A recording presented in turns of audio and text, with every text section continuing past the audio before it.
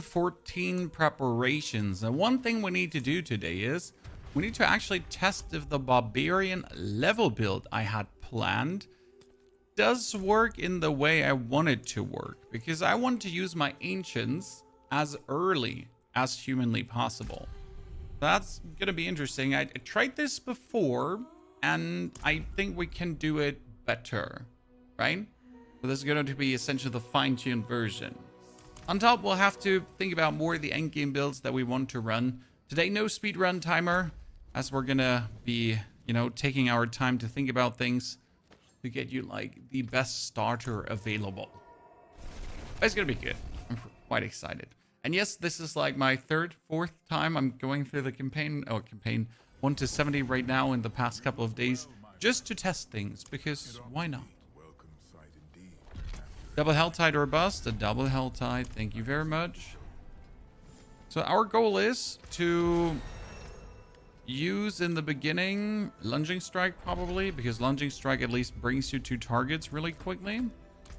And then we want to use this Rallying Cry together with the Madog variation as soon as we hit level 16.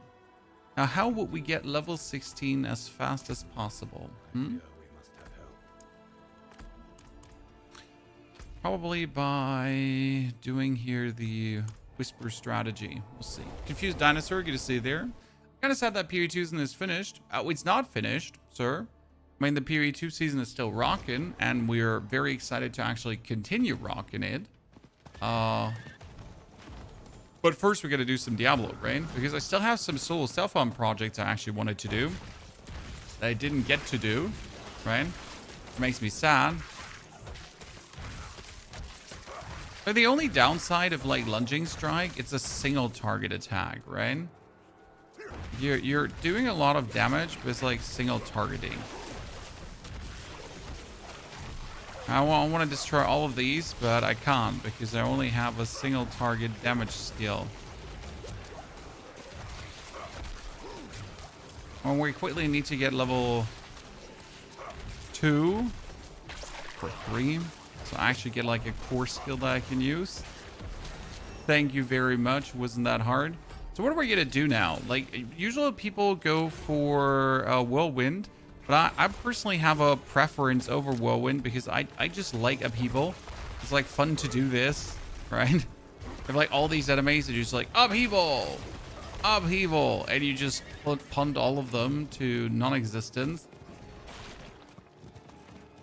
Grim Dawn, best game. As much as I have heard positive things about Grim Dawn left, right, and center, my problem is that the game is just too old for me now. Now, this is no in any way a judgment on like the actual quality of the game, right? It's just a simple, it's personally too old for me.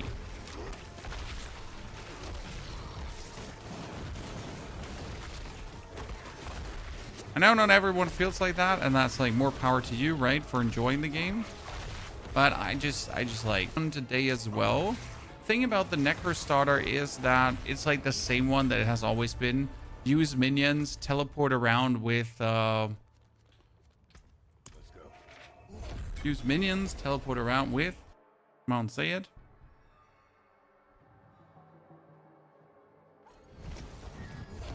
Sever and have fun. Covenant Whirlwind is better than a Evil Tail now. Well, that's not the question, sir. I know a lot of people like Whirlwind. I personally don't.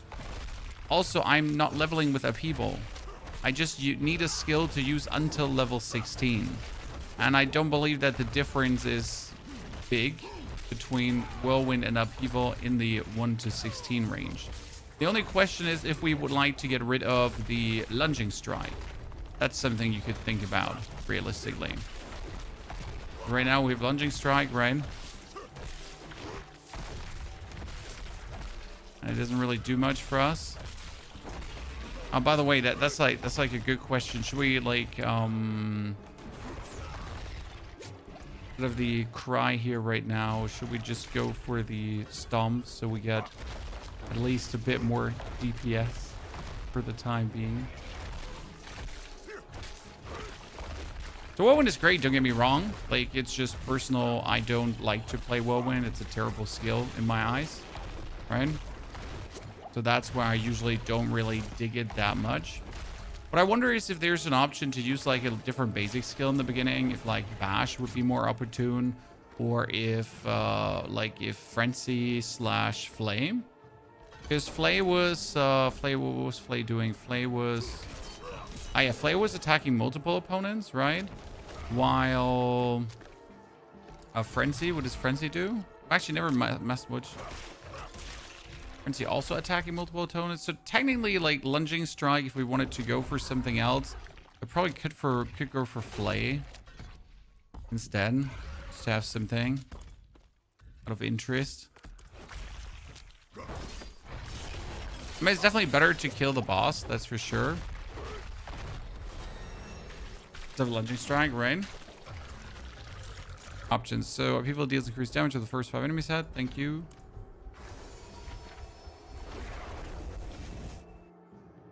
What do you think of staying below 20 as long as possible to keep your war plan choices only dungeon hell tides to level hell tides up faster? No,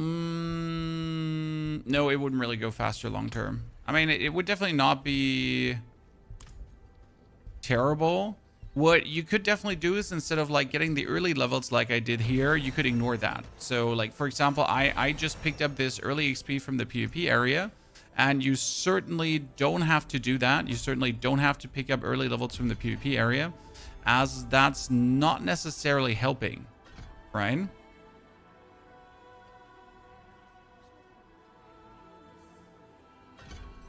I gotta consider that that's positively detrimental to what you're doing, as you're gonna be trying to just move, like as you say, you're trying to stay a lower level and to get as much in of the old ones, you know? So that's that. Then again, the difference will be minimal, if even at all, there. Nah, I don't like Frenzy for that. I mean, there's a reason I actually enjoyed Lunging Strike for just going around, right?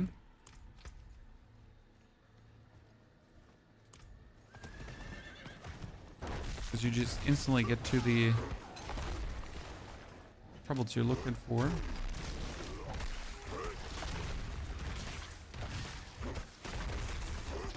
They're like here, what is it called again? They share a life bond.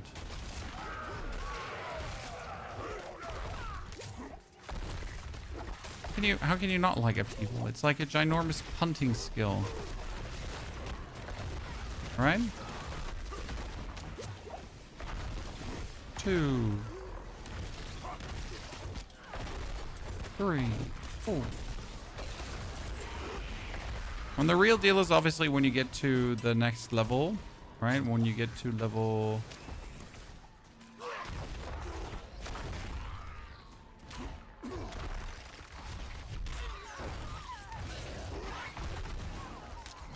You get to levels 16 and can play the actual skills you want to play.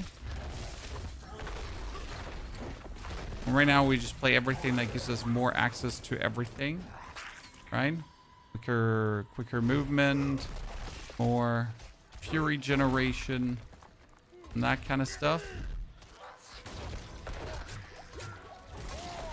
Oh, one thing I forget to activate, obviously, is our Ice Bear. I think Warlock is still viable. Yep. I mean, I'm considering to make Warlock my starter, preferable with the Tyrannus Grasp Warlock, because that one should actually be very powerful. They even made it better. Also Lunatics, and Lunatics should be scaling very nice. Then again, I was also considering to do the Necromancer and just be chilling with Army of the Dead, right? But Army of the Dead is still like more of a lover build than a this is the best build out there kind of build, right? So that's kind of down to currently the mood of how I feel on Tuesday. We can make a lock. We did a lock 2 days ago, sir, in case you missed it. But when you want to play the Warlock for free, you have to wait for Tuesday evening. Tuesday evening. I'm not entirely sure when actually the timer is, right? Because I think was it 6 or 7 p.m. Not like I don't have it on my top of my head right now. When it did for real begin this season. That's level 10. I mean, for timer wise, we're like similar as the Druid right now. The Druid was obviously more efficient. Yes, Druid is vastly more efficient with its clear.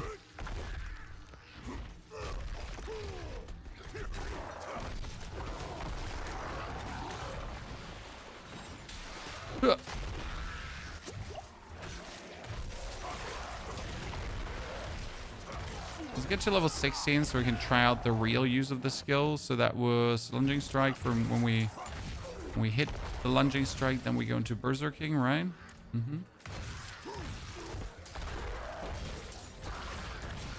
Everyone likes that. The test server for season 14. No, this is season 13 and we're playing as if it was season 14. AKA we're not using our skill points and we're trying different builds for leveling purposes right now.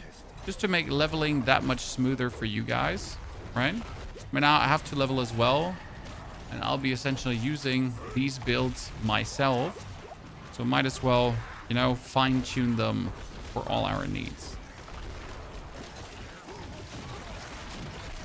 We're almost sitting at 75, but I actually need more than 75. I need 150. We can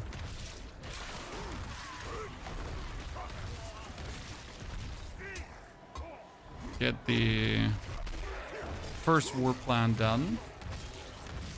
One more day and it's looking very good. Have you level tested the Rogue? I mean, Rogue is super easy. You just go for Dance of Knives and that's it. Doesn't matter what skill points you pick up, just get Dance of Knives and you're done. I mean, that's how broken Dance of Knives has always been from a leveling perspective, right? Look, he's trying to run away, Chan. We can't have that, can we?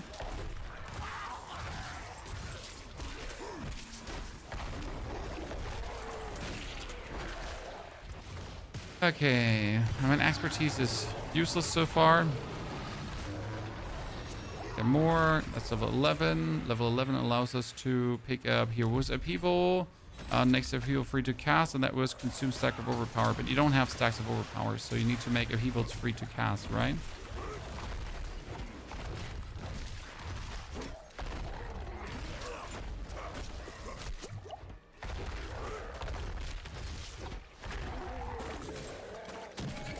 I have like this one here, so we gotta like consider what we do. Stomping ground deals more damage. I like the stomp because it gives us like more resource early on. Oh god, maximum invasion, Chan. Jeez. What was that? Surrounded by invasion force, almost dying. And that like in normal difficulty, right? So sometimes Barb just feels so weak in comparison to other classes. Early on.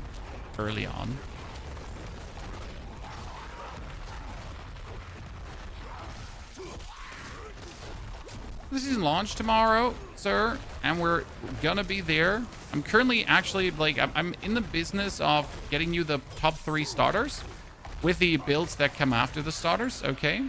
And then after we did that, we're actually right now building a little website for you where we're gathering all our seasonal information, like the new level strategy and all that kind of stuff to put onto it. I'm not sure if I'm gonna have that done until tomorrow, at least in a rudimentary form. But I'm working on something in the back end, so you get yourself cool things, right? And what I really want to do is I definitely need to find a way to get you all the boss drops in a list easily. Don't always have to search for websites in the internet.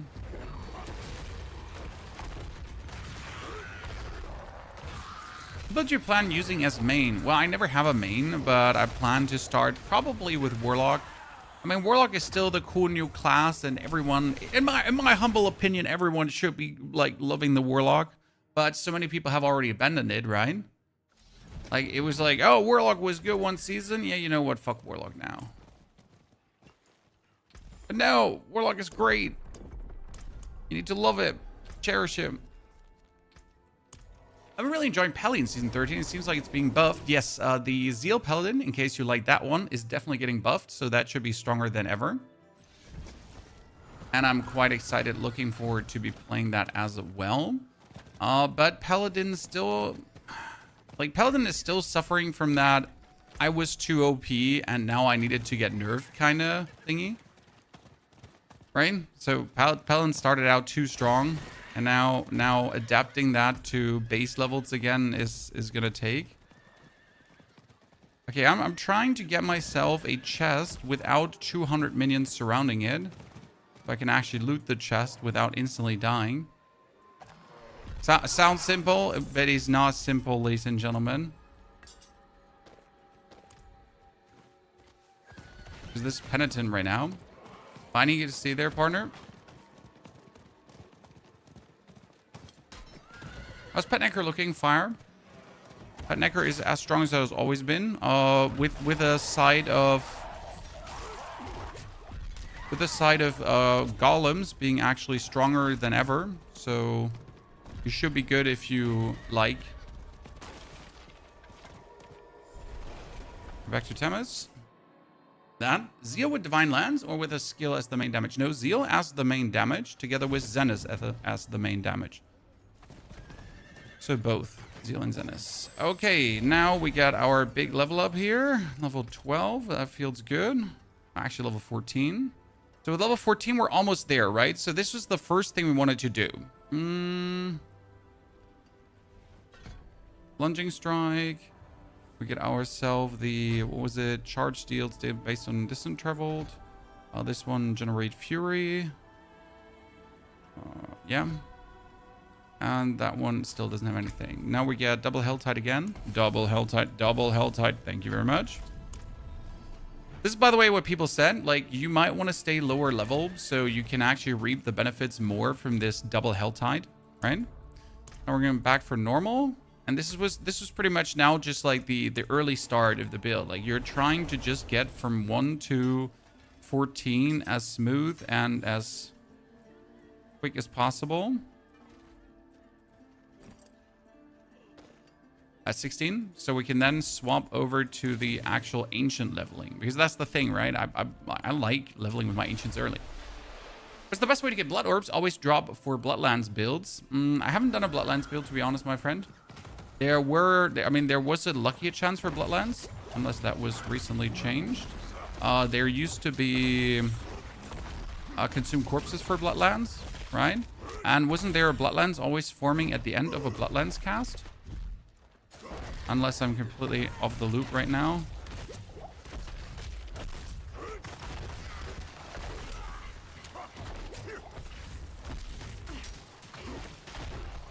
Alright.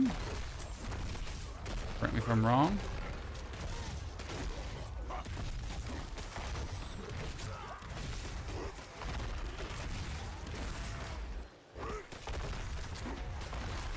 Yeah, doing this with a barb, getting like damage early, not happening.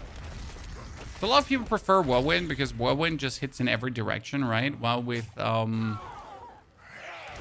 the Upheaval, you actually just have like this front-loaded damage and need to hit in a certain direction. I personally just like Upheaval more.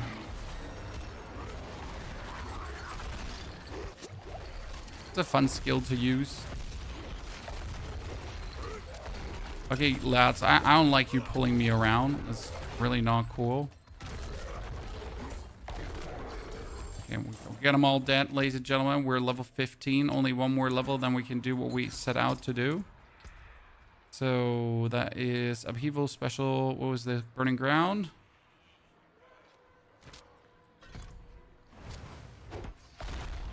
Woo! Fire Upheaval. I mean, we're almost 16, so that's our turning point.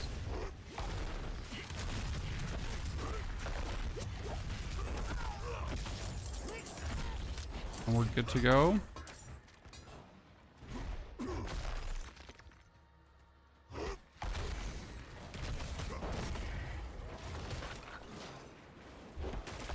Nothing wrong with Whirlwind. Absolutely not.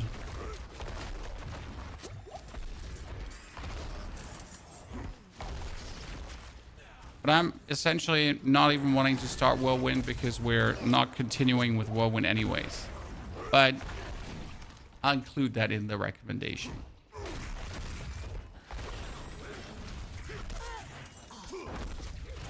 I'm just sad that generally not every skill is like equally viable early on, right? When it comes down to speed, I would enjoy this in every ARPG, right? And no ARPG does this actually great. That all core skills are equally fantastic to begin with, and they're just simply not. Some of them are borderline just not even possible to play for certain purposes, right?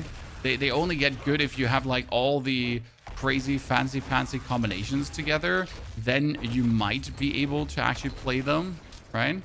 And that just feels bad personally. And I don't want to play something, just let me. But if it's like so much weaker that I'm essentially neutering myself, it just makes no sense. Even if you like a skill, right?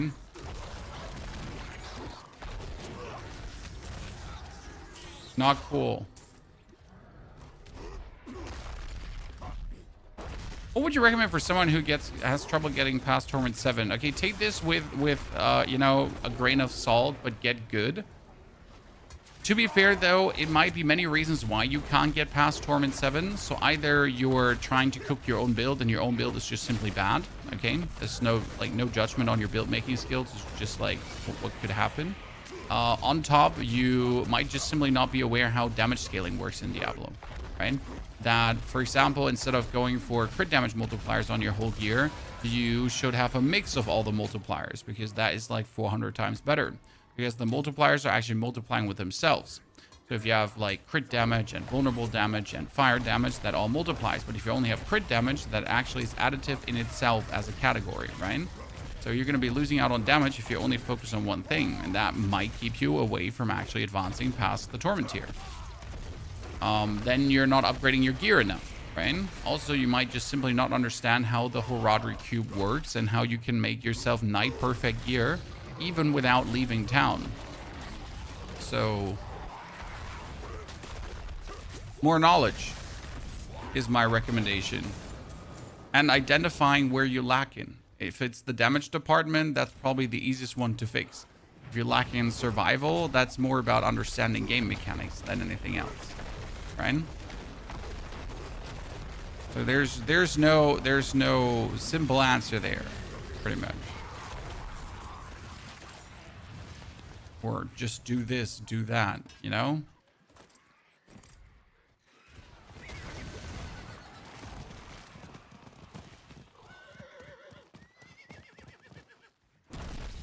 Your video on your own gear without leaving town was great. Yeah, I mean, it was to emphasize how simple it is to actually make gear in this version of Diablo right now. And I will definitely demonstrate that as we level, because now that I understand the Heraldry Cube in its full extent, there's so much you can do. Okay, so now we have leveled, chat. And what I want to do now that we have leveled, so now we're level 16, right? So I can pull all these points out of Upheaval, and we're going to use the Cry together with duration increase for every 3 meters traveled. And then you're going to use Madog, right? And now you have this little bad boy, and he can actually be your main skill, right? So we can just lunging strike around, and then now Barbarian Cry. So we're going to do this, and he's just going to Upheaval for us. So this is like why I like playing this way. Now you're going to still use the other skills to essentially get yourself Fury, that kind of stuff. Plus, we need to wait until we have the other challenging. We have this guy here too for Talik. So we get Talik and we get Madog. The problem with Talik is he just have a long cooldown, so not that efficient to play.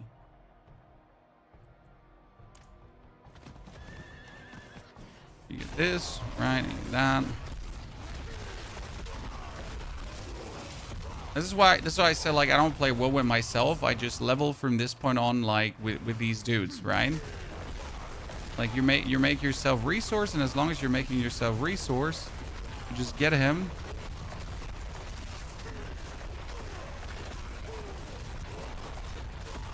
demolish everything now. And I like that. I think this is a very funny way to play. Right?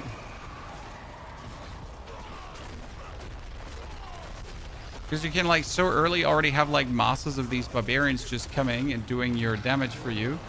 Right?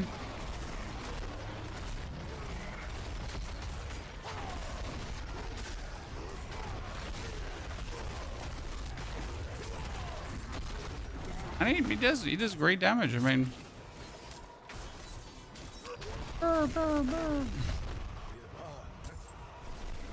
so much fun. I asked yesterday a question about new players before season. The main campaign with defeating Lilith boss, right? No. After you defeat the Lilith boss, you pretty much defeated the base storyline, sir. Now you gotta still defeat the other storylines. So you now gotta do the Nahantu one, and then you gotta do the next one, and you gotta do the next one, right? I mean, you can also now, so you don't have to continue your actual character now. You can go with the next character, yes. Isn't duration a waste if you're spamming that much? You're absolutely correct. That was a mistake. So rather take the fortify. You're not wrong. I'm not entirely sure. Like, it summons him. I think you always have enough time for him to actually do the hit, right?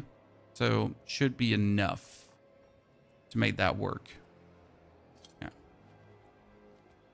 Totally. I mean, we got our charge. We get this one for like Sim Fury generation. We get this for distance traveled or unstoppable. I mean, with level 20, you want to have that one.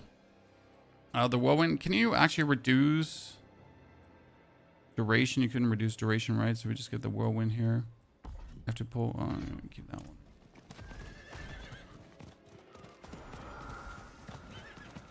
It's interesting to me that you enjoy spamming work rise here, but in PoE 2 it's not your thing. I think it's like down to the act of like spamming work rise for damage and spamming work rise for summons, right? I think it's just as simple that I enjoy using the summons here.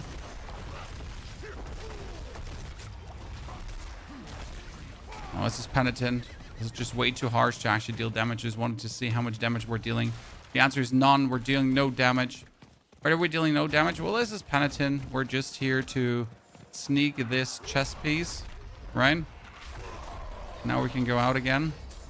Port to Tyrell. Bye!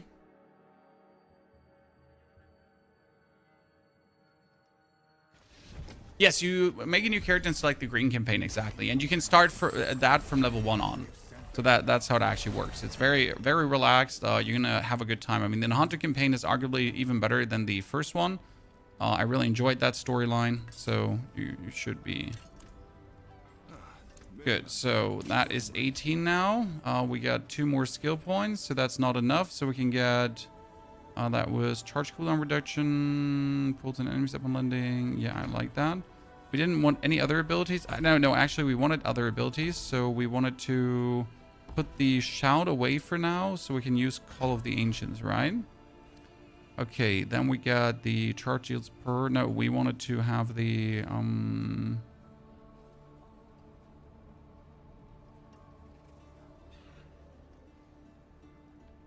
nothing worth it here, just like bonus damage, and this one give me holds in enemies on landing.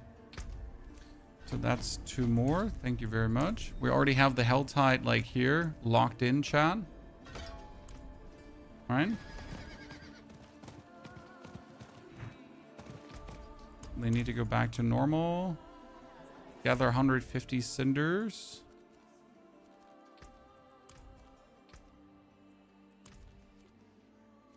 Right here. I see leveling. Everything is reset. I'm trying out things. I'm a content creator, my friend. So I am trying to improve the way how I would personally level, so you have a better leveling build. Because again, people like to have leveling builds. And I think that's a realistic thing to do, so people can enjoy themselves more. On that point, I can actually pull out. And then we can put Call of the Ancients in.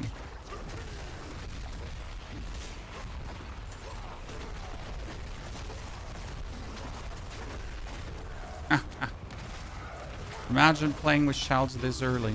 Like, and then you get your barbarians already early, too. Right? The only thing that's missing now is the aspect of Apogee Fury to have this running better. But I still think I like having the Ancients.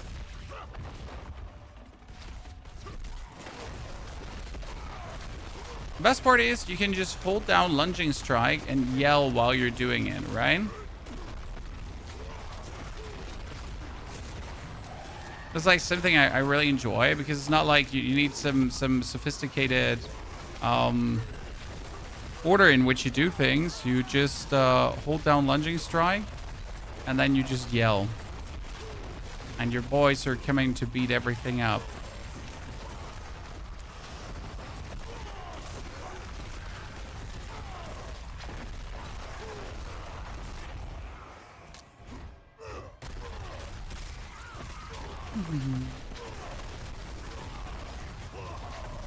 And then when there's a heavy elite, we're just calling in the troops.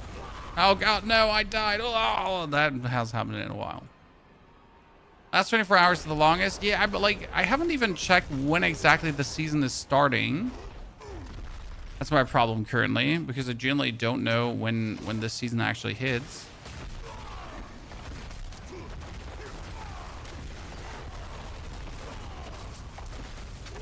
I mean, I know on Tuesday, right? But I don't know the time.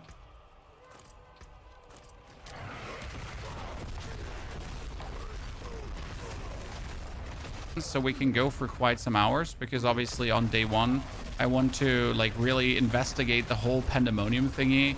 We want to kill the new boss. We want to make ourselves a lot of mythics so we can like make a cohesive video for you where we explain it. I mean, our leveling strategy is already out, so that's good because usually on day one, I always give you a level video, but this time we can actually make a level strategy video beforehand.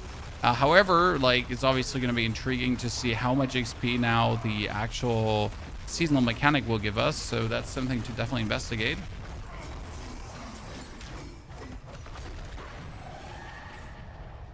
Oh, a beer in the morning, a coffee in the morning.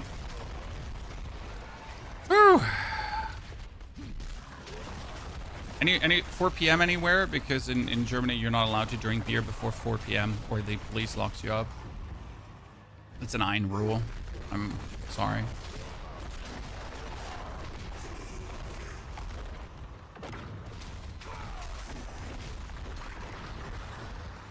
Is that rule? Wait, you don't know the 4 p.m. rule?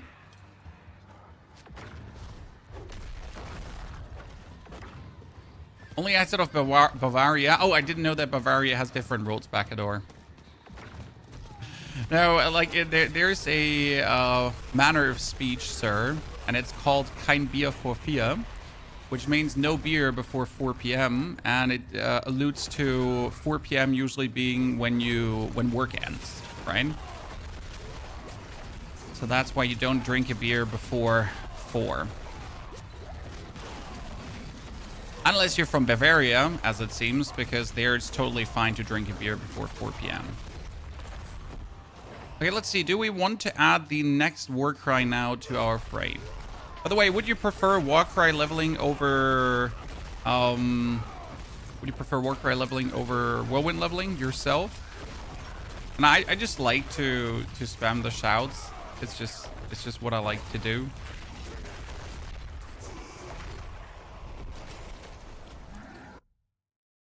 The happy hour then. I mean, work hours are happy hours, sir. We're Germans. Work, work, work, work. Step up to my end. I don't understand that question. So we could do Warcry, but Warcry has 24 seconds cooldown, right, as well.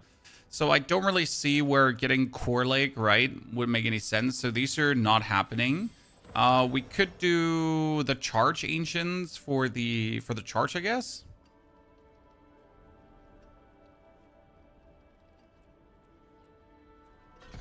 So we at least have like more Ancients because I like more Ancients. What can I say, right? Whenever I'm able to get more, I'll get more. But none of the others is kind of like worth it. So I guess we're gonna do that. Like it's the Ancient Charge of Orion. Then we're gonna swap over to...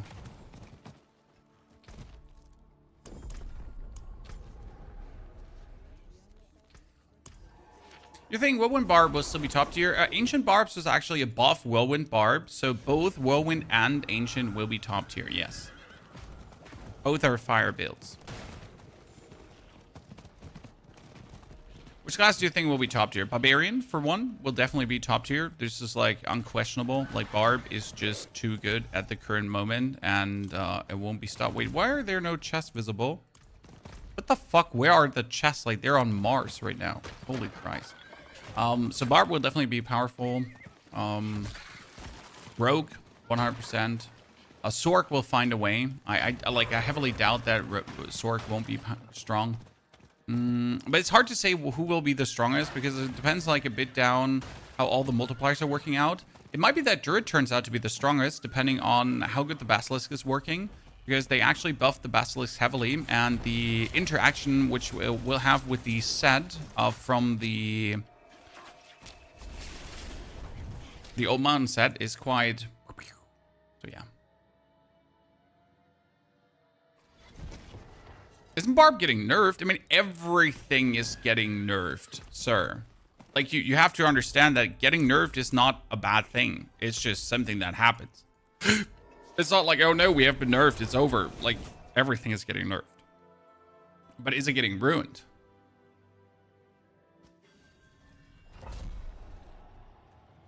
What we stir in terms of fun and speed? Well, so the Whirlwind Barb is way easier to put together, right? I mean, right now, already during leveling, what would you do? You would Whirlwind, and that's it, right? So, like, I have, like, a plethora of skills here to do funny things with, right? But mainly because I just want to. I mean, I have to hold down my basic skill, and then I do shout, shout, shout, shout, shout, right? That's how this build here works, just in case you didn't know this, right? Hold down your basic skill, and then shout, and everything will die. It's quite funny. But obviously, that's also, like, different. That's already different to just hold down Whirlwind. I mean, get yourself Fury, hold down Whirlwind, right? So both powerful builds. Whirlwind Barb is just a more convenient build, I reckon, right? Because it's just Whirlwind, right? I mean, a monkey can play Whirlwind Barb, and I don't mean this in a like, you know, you're stupid when you play it. It's more like that's how simple it is to play, right? I could invite my like 5-year-old down here and be like, hold down my right mouse button, honey. That's it. Thank you. I don't need you to do more. Just hold it down, right? And that's Whirlwind Barb. And that's okay that that's Whirlwind Barb.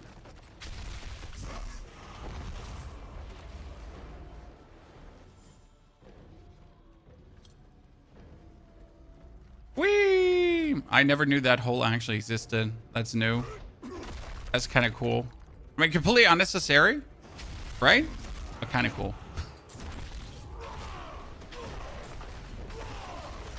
This is what I like about like running through areas, correct? I can just have my shouting dudes. They can just do my work for me while I move because they'll just act.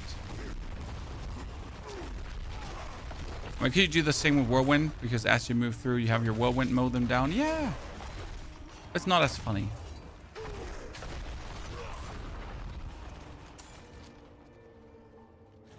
Oh, I think we're finally at the boss fight. Yes. I didn't enjoy Penshot Rogue. Yeah, like there was something about Penshot Rogue that didn't vibe with me as well. I just went past her. Like you just hold down basic attack. She has phases, Chan, like an onion.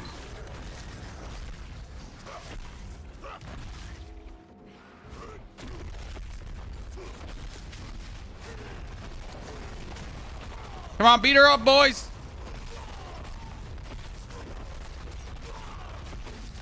Faster.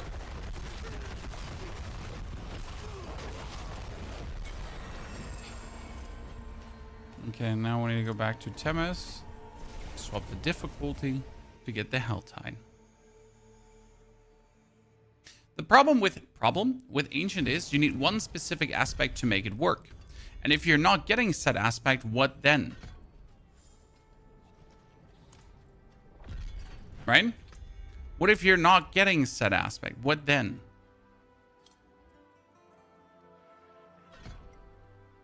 That's something to actually think about, right?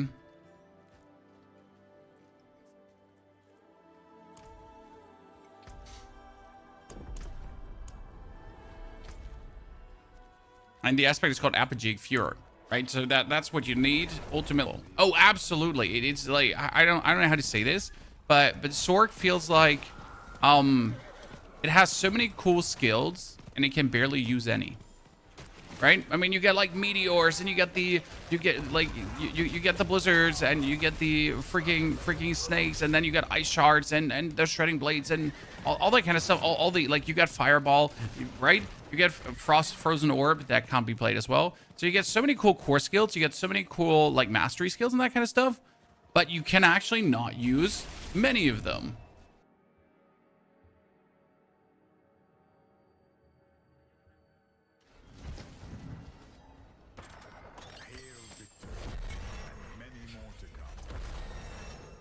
Which is really, really, really, really sad. From each agent summoned, from the skill, more damage. And then we can finally put a skill point into the shout to make it stronger. As you can see, our war plan for Helltide is almost done. That's fucking nuts, right, Chan? Double Helltide, let's go. That's so easy. Probably the craziest start I've had, like, Helltide wise. I mean, we're also moving like in normal difficulty. The only problem I think Barb will have is keeping all the weapons up to date. That's like a real concern when you think about it. Because you get like all these different weapons, right? And you're trying to keep them all like leveled up so you can actually keep zooming, right? But you can't really keep them all leveled up so you can keep zooming.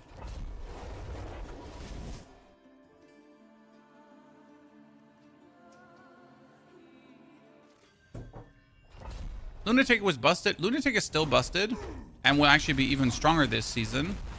So if you like the Lunatic build, that one is now even more powerful than before.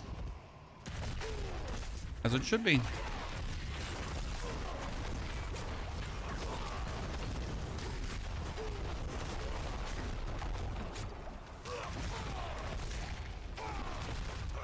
I only need to just try idols. Let's ignore everything else.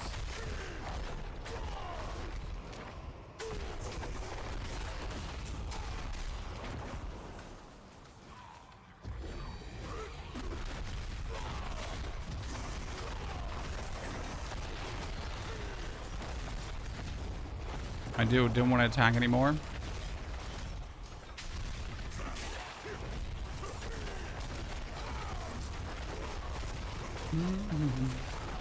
Call of the ancient heart.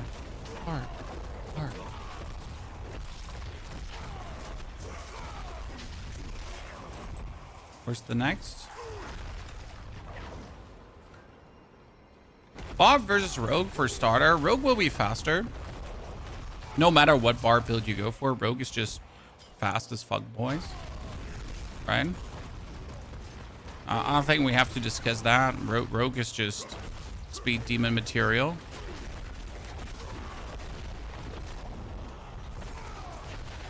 I think Barb will feel tankier than Rogue, especially when you're unfamiliar with Rogue. I think that's like a big difference, right? How familiar with Rogue, how unfamiliar with it. That is going to play like a huge role in like overall the vibes you're going to have with Rogue. As Rogue is a very strong class to play, and Rogue is...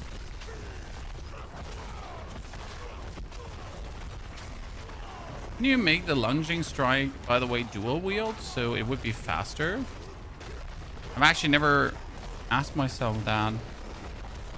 I mean, speed is welcome in this case, right? But can I make it... I can make it dual wield. So it actually goes faster, I guess. Because right now it's just all about getting experience, right? As soon as possible or as quick as possible. So you don't actually care about anything else. Experience, what's it called again? Experience, you want to get... yeah, say it.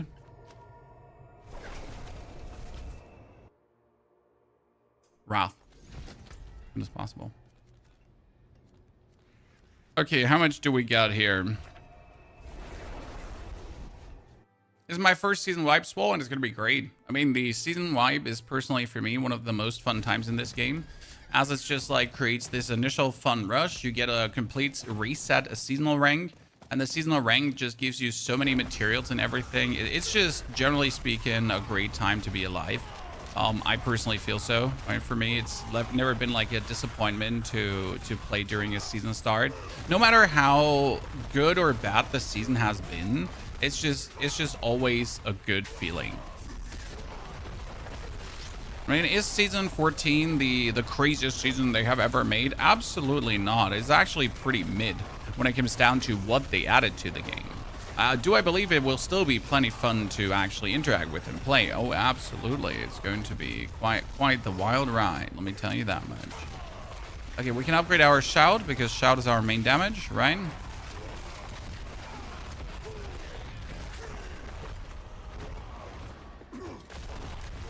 Piotr, good to see you there, my friend. Hope you're doing very well. Life finds you good. Thank you for joining us. I completely forget to activate the Barb's expertise, but that's kind of like how non-mattering it actually is, because what are you really going to get here, right? Bonus damage against vulnerable enemies, you're not going to do that anyways. Bonus direct damage to deals inflicted bleeding damage, yay. Then we can do bleeding damage, but is that really anything we need? Not really, right?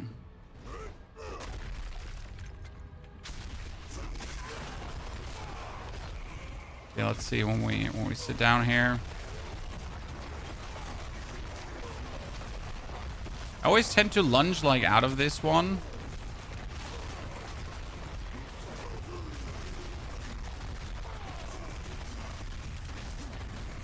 What does cleave do? I mean, cleave makes you hit multiple opponents with one attack. So usually single target, cleave no single target. Por favor. I'm surprised how long we can like stay under this one here right now without bleeding to death. That worked exceedingly well. Mr. Paradox, thank you for gifting Kyle a subscription. Paradox, that's very kind of you.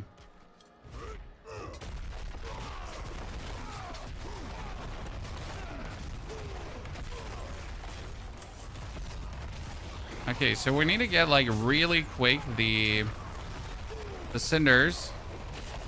We got another one here, ladies and gentlemen.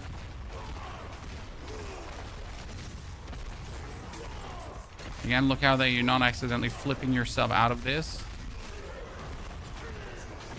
New season out already? No, a new season will come tomorrow, my friend. But I hope you're looking forward to the top 3 build video that we're going to drop today. I mean, first video we get you today was about 11 things you should know before the season starts, Chan. Because there's like everything that's changing, everything that's working, like a refresher on many mechanics. So like a quite comprehensive video for a good season start for you. In case you missed that, you should watch it.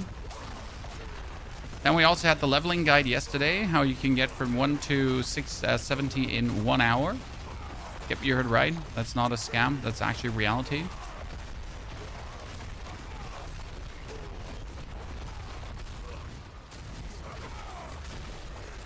Okay, nice. Give me that cinder. We're almost there.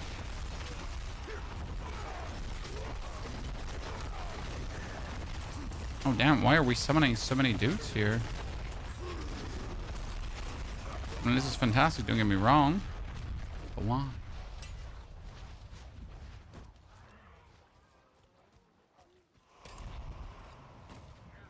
Poor. Don't open chests, chat. Don't make the mistake.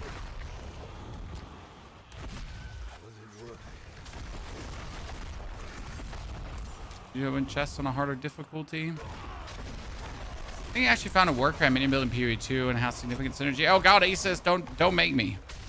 I mean, we'll definitely have to do our soul cell phone journey still, but I think we're gonna do that with supporting fire. You know, supporting fire build should be fire. He said it. He's not taking it back.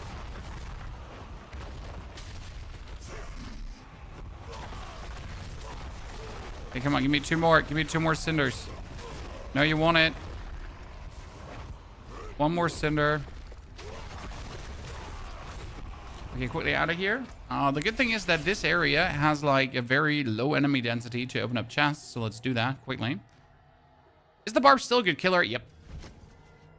Barb is a fantastic killer. Barb is going to be like safe. You know, you can safely be assured that Barb will be good.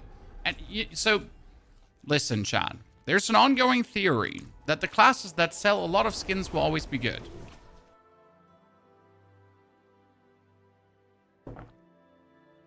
And I think it's safe to say that that's true. That's also why they never cared about buffing Druid or making Druid like work better.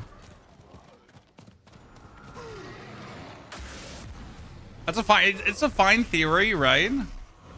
It's an epic mug. Yep, it's from my 20 years of Blizzard package that I bought myself. You know, like Blizzard has these yearly anniversary packages, and you can buy them. They're limited, and you get like cool stuff in there. Sometimes it's amazing, sometimes it's really lackluster. And that one was the package that was during the Hearthstone hype era. And that's where I got myself this cool mug that you can now get nowhere else.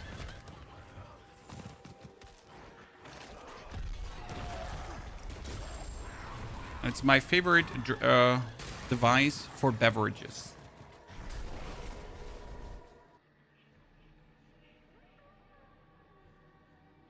I mean, I just really don't understand how Diablo can't make like skins for the Druid. Oh, chat, we did it. That is not even like, that's 50 minutes in and we already have it. Jeez. Open up helltides.com, Pony. Open up helltides.com.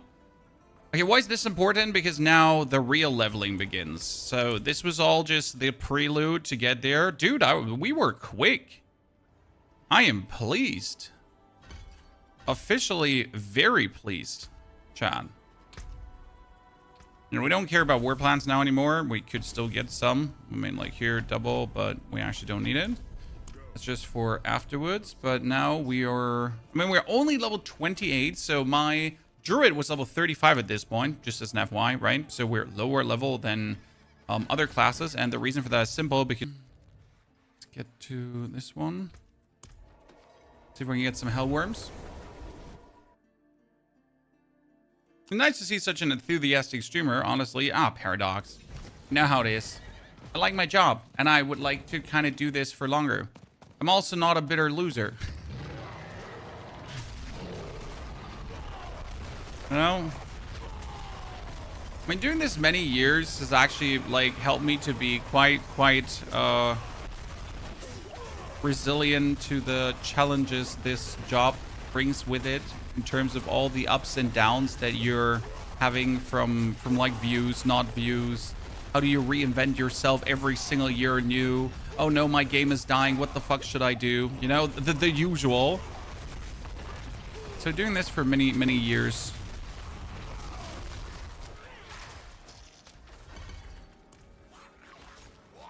Helps a lot to be able to do this, you know, on the regular.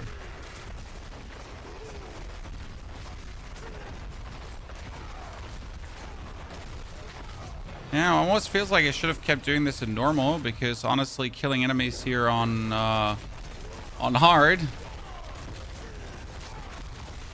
with the cry seems to be not. So what we're gonna do here really quick is we're gonna try to get ourselves more thread. So I know the health is only a minute long, right? But we need thread right now, and we need thread quick, so we can get more dudes.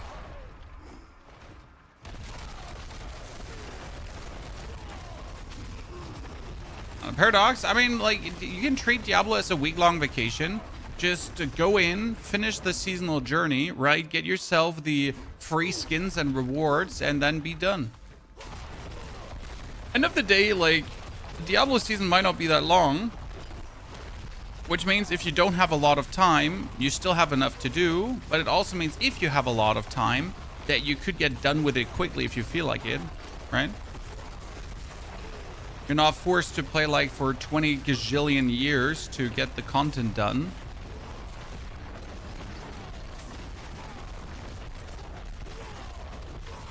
I think that's a good thing.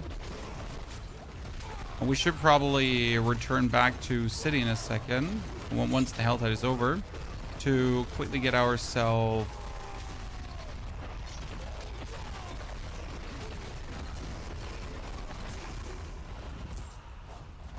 more threat, more threat, more threat.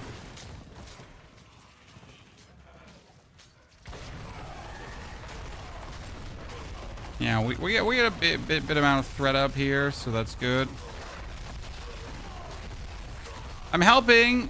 Look at me, chat. I'm helping with this world event. Yeah, definitely helping.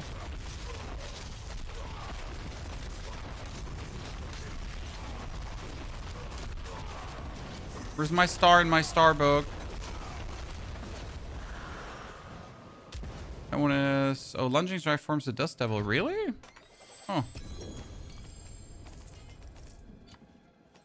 Interesting. Your summons deal 40% increased damage. That's a cheat. An actual cheat. Swole Joe, thank you for the Prime Gaming subscription, Mr. Joe. Plenty good to see you there.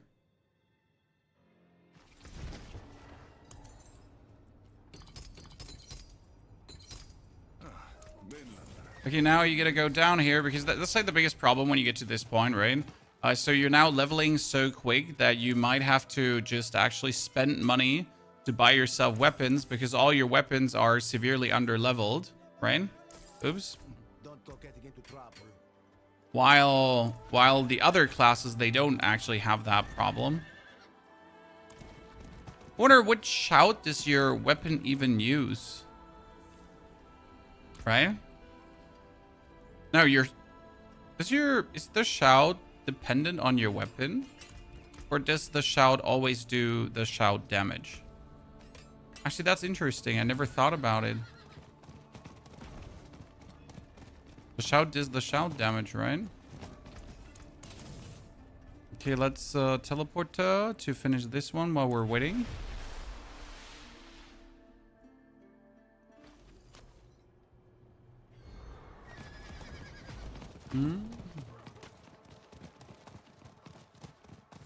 You realize Zeal Paladin get a big nerf? No, Zeal Paladin is not getting a big nerf, manager. The patch is not rolled out, no. So we get Dust Devils now, Chad. Woo!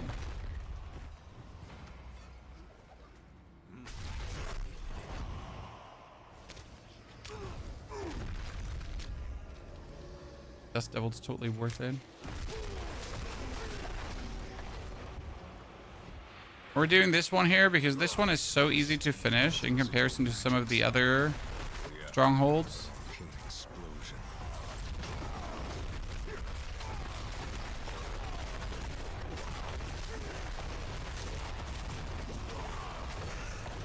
Surprise.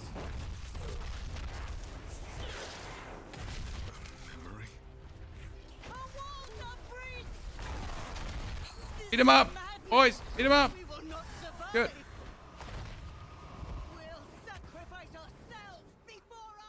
So that is 1 hour and 3 minutes in, and you'll see me in the next 30 minutes go to level 17.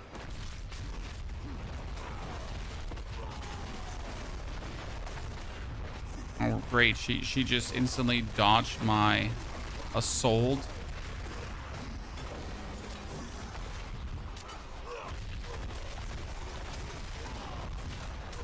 Was just about to call the gang. And she just dodged. Uncool.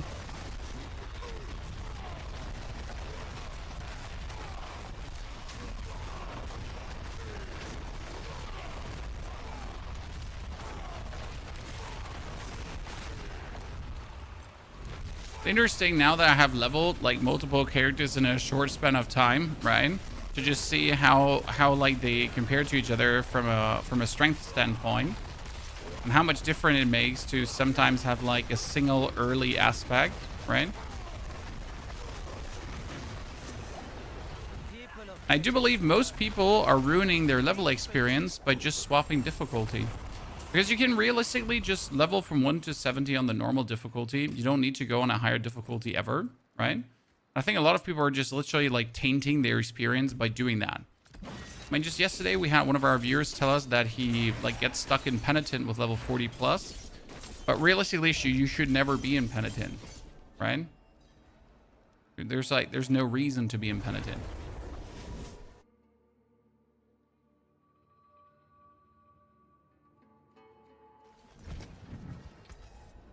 I'll be here, swinging away.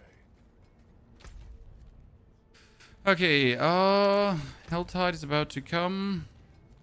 I'm gonna do the upper one. I like the upper one's density more.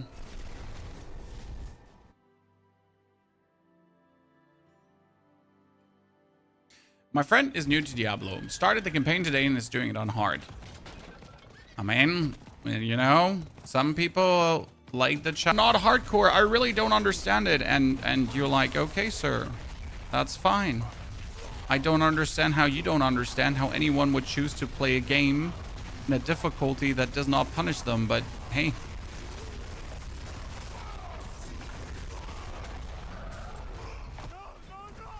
It's okay. No? It's a really interesting thing in the ARPG scene, like hardcore players not understanding why people would choose to literally not play hardcore.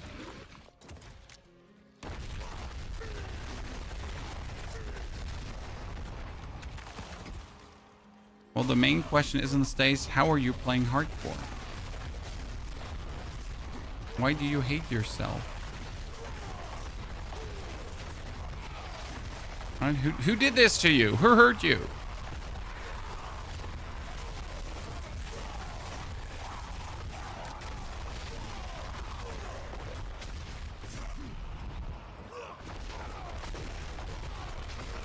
And there's also nothing wrong with playing hardcore. The only thing that's wrong about hardcore is being elitist about it. Right?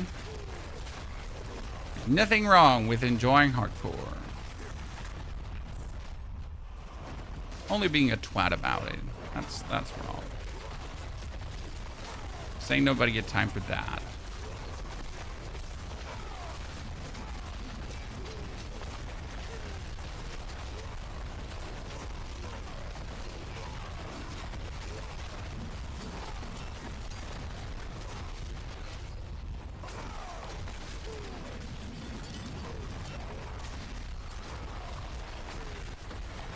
Okay, that's a level up for this one. We're still waiting to get like the final one on that. Agitator. So we're almost there, 2/3, chat. This is very important because then we can start getting our hell worms. Also, very important, PSA chat. On season start, don't forget to turn crossplay off. You literally want to start playing with crossplay off for the simple reason of just not having anyone steal away your PvP bosses.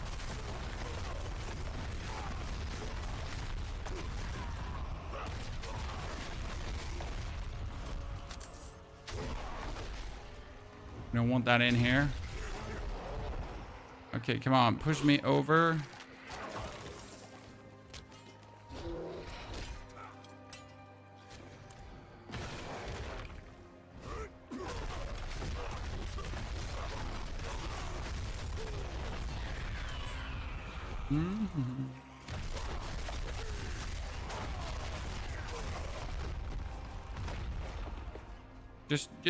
Just a little bit more.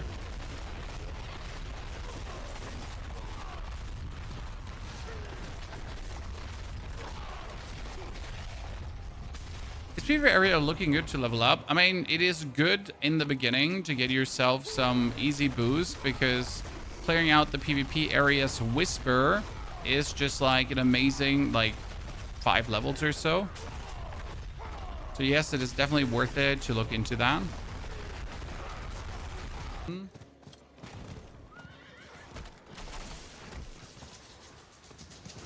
Third one. There's someone's like riding along here and stealing my worms, Chad. I'm gonna go to the lower Helltide in a second. There could be one here.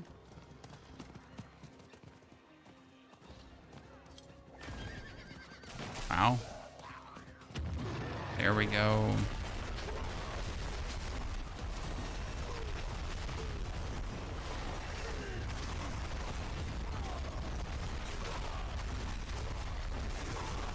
Like, really always keep my ulti for these kind of dudes here. So that's 41. Easy.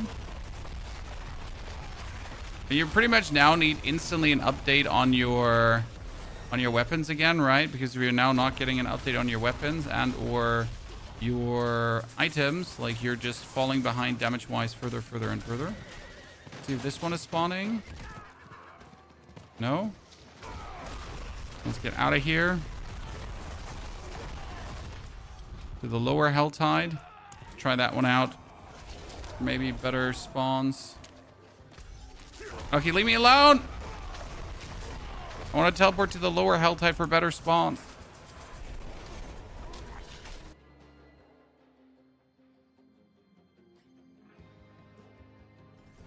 They're locally. Yes, Braxter, they're locally. And on helltides.com, you can find the list that shows you where they are locally. This is more damage for my ulti, but I wonder if I want more damage for my charge instead of my ulti. So they are actually in fixed positions, or not fixed positions, but they have fixed spawn points where they can or cannot be, right? And it is like a 50-50 chance if they're there or not. The only thing you can influence is essentially having more threat, because the more threat you have, the more likely they're to appear. Right? Did Helltide just run out? No, Helltide should have been longer. Yeah, it was weird.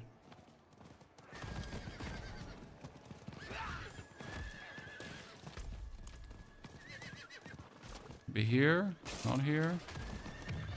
Ah, there we go.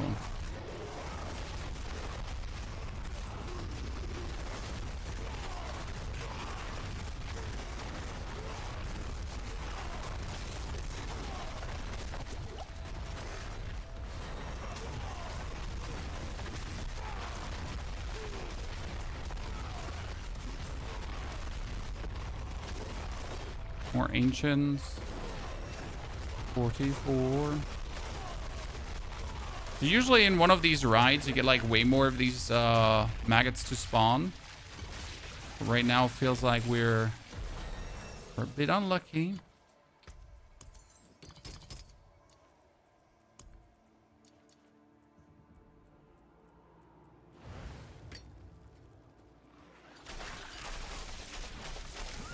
Okay, there could be one more here.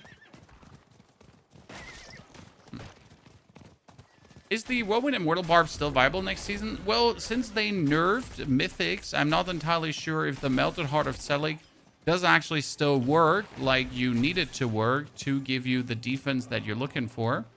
I simply don't know.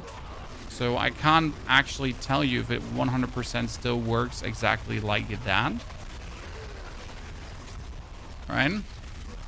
However, I mean, like, even without the Melted Heart of Selig, Barbarian was virtually immortal, so unless you really need the Melted Heart of Selig to feel good, you should be good off regardless.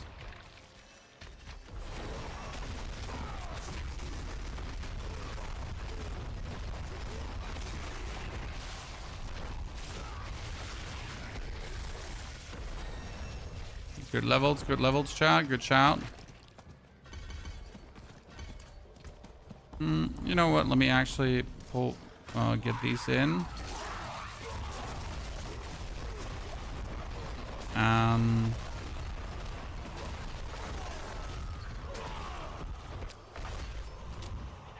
Put that in here. So we're just killing things faster. We might not have the... Ooh, nice. Might not have the cooldown yet, but we'll have the cooldown down the line.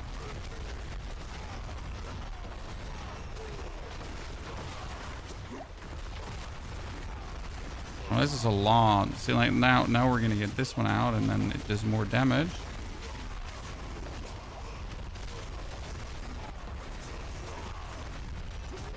That's 50, so we're 116 in. Yeah, this is going exactly like expected.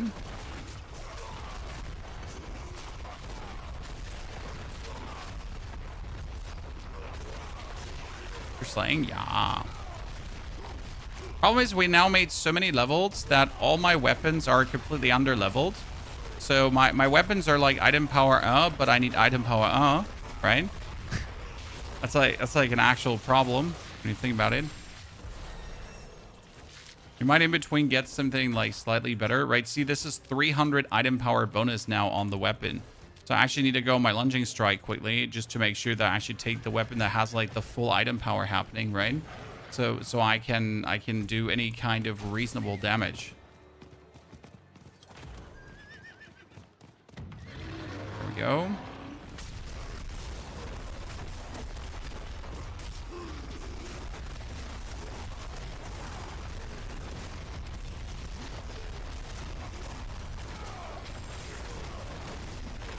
It's very imperative that you don't die, Chad. Okay, you cannot die. Because if you die, your threat goes away. If your threat goes away, you're not getting invaded. So death is not an option. Okay? You'd rather get less XP, right, by taking a step back, than you would die. There we go.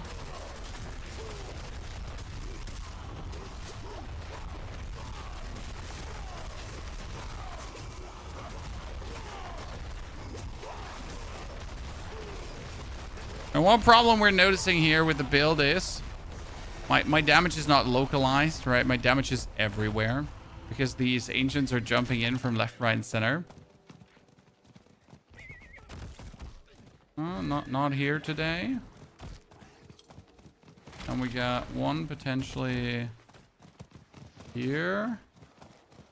And the other one over on the double. I'm going to quickly teleport out. So also, like, one important lesson is to not kill anything here. So my meter is almost full, right? I'm almost fully threaded out. If I now push my thread over, I'm going to get invasion less by hellworms. So I don't want to kill any opponents that are not worms, right? You only want to kill worm character. If that makes sense to you.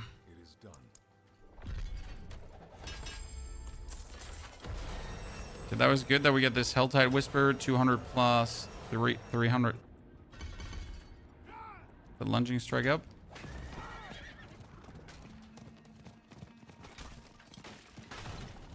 War plan sync is great. I mean, I've never done a single war plan together with anyone else, so I'm happy for the people that actually do have friends. I don't. No, I actually play ARPGs solo.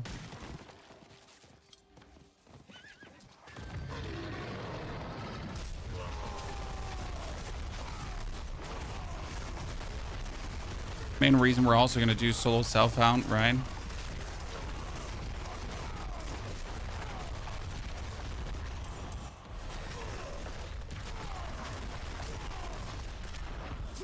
Okay, I mean, this is on tempo with the Warlock. This is on tempo with the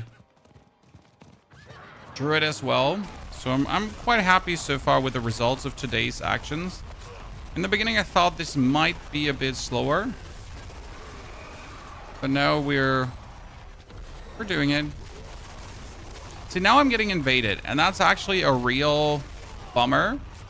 Right? Because I don't want to get invaded. Optimally, I would actually let this kill me now. To just break the invasion. Because if I break the invasion, I can faster start building up... I can faster start building up... threat again. Because, like, again, you don't want to get invaded. Unnecessary.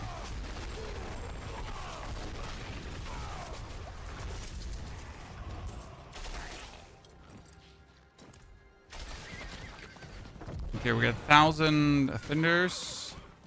We don't care about that Hellborn. Ignore the Hellborn.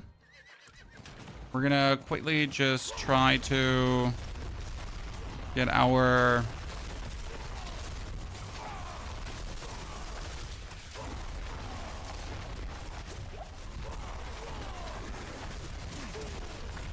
awesomeness back up again.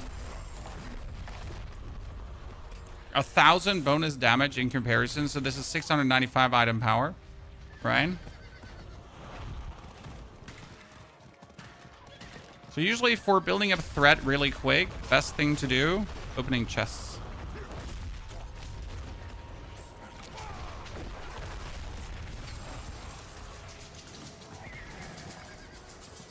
Get them open.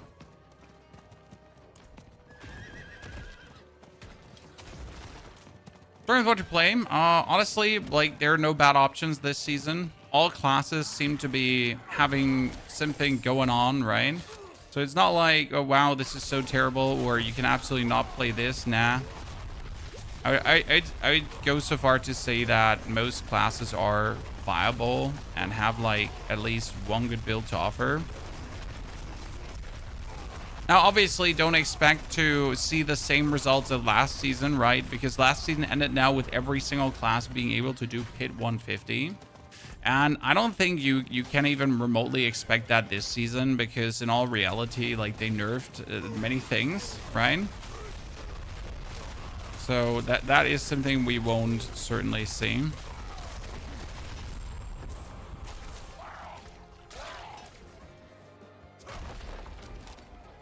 I guess that's fine, right? But people need to literally just temper their expectation, because they're like, last season I could do pit 150.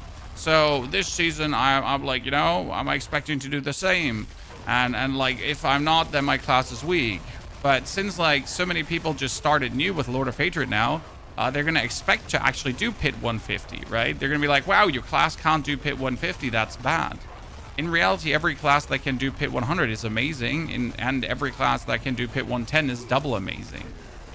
And anything above that is just bonus, right? When you can do 110, you can level all your glyphs up to 100, and that's enough. You know? Again, everything after that is complete bonus. And frankly spoken, not needed in most cases.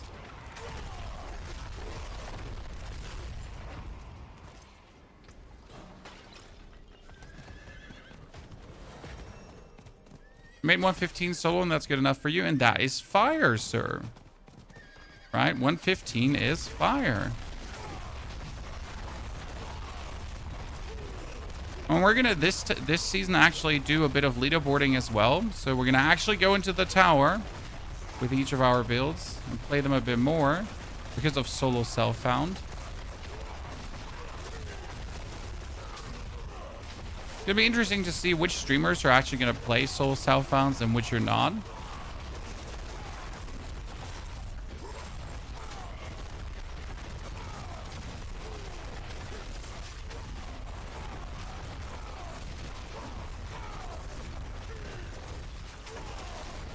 And if you don't plan to play with others... Oh, by the way, keep in mind, right, solo self-found, no couch co-op. So if you're a couch co-op gamer, and you might not want to do solo self-found.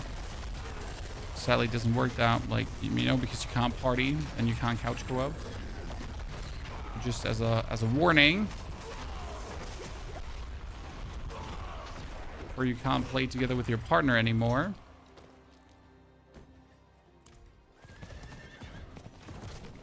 Which would be sad. Rob will surely go for solo self-found. I think Rob might make a solo self-found character down the line. Thing is that Rob actually plays with others mostly. So it's not even about... I know a lot of people are like, oh, other creators, like, they're just letting the community blow them items in their ass. Which is true. No harm done in that way.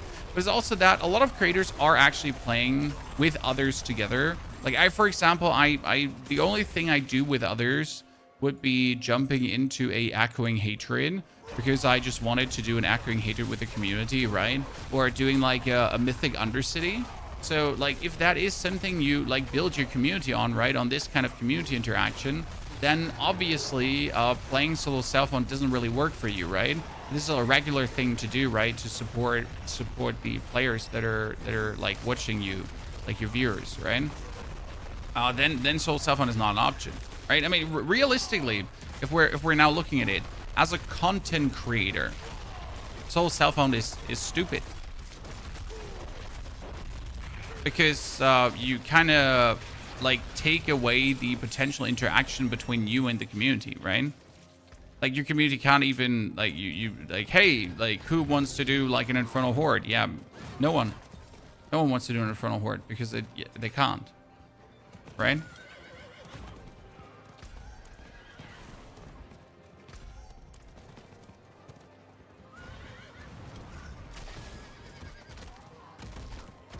Okay, there's a worm here, technically.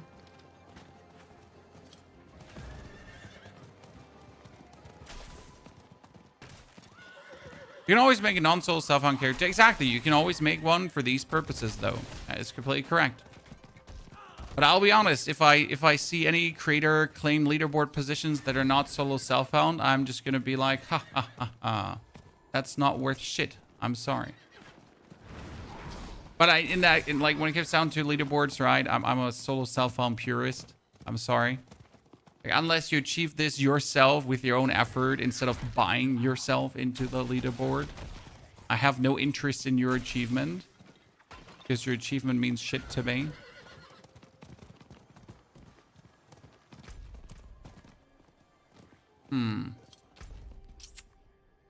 Not a single one? That's weird. Oh, there. Thank you.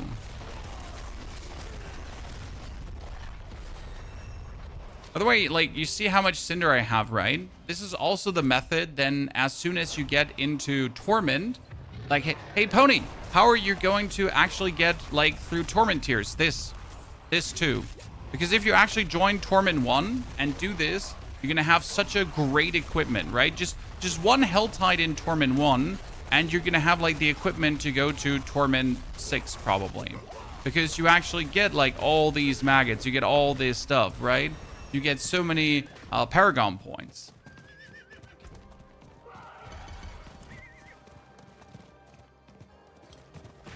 It's beautiful.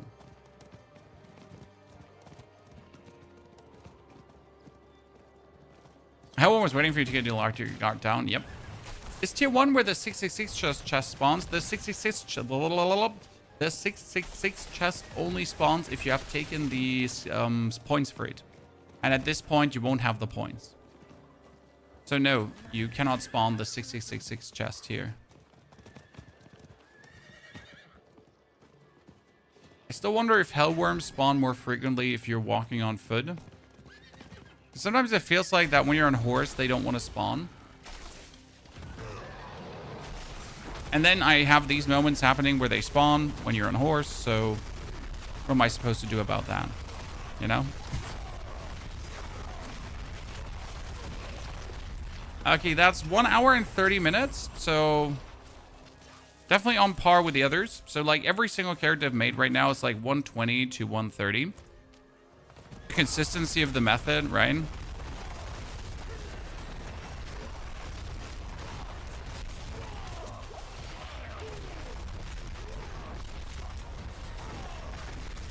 Seven.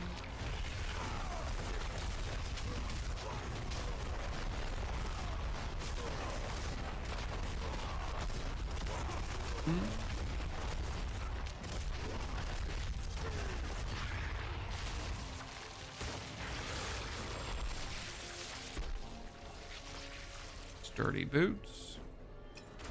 So then summoning ring back on. Okay, we begin there. This is like the first potential. See, there he is, chat. This is the guy who's consistently stealing my worms. But since I have the update too, like these are actually dropping for me too. That's why I'm saying like turn crossplay off. Technically it can help. So technically if you find others, it can help that they run around, right? And get you more hellworms. But realistically, instead of getting more hellworms, you're going to come to these situations where you're like, there are no spawns because someone just triggered the spawn, right? And if someone just triggered the spawn, then it's not going to happen. And then you're going to go again and again and again and again and again. And like, right? You're just going to waste time because other people just triggered your spawns away.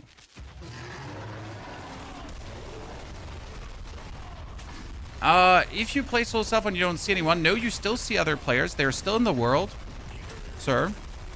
With the difference, though, that you can't interact with them. So, like, they are still going to be there. I mean, world bosses are still going to have other players around.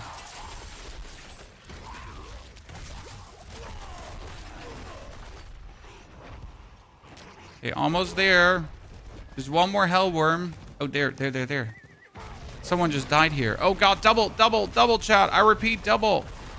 Yes, we did it. So 1 hour, 33 minutes, or even less than that because we didn't start on the dot. That's nice. I mean, if we rush this, probably 120. So build is actually solid for leveling.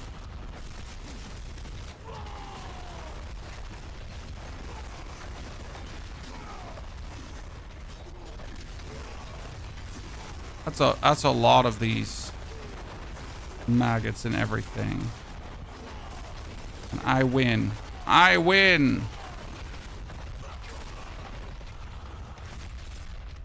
Okay. So that's going to be our barbarian build.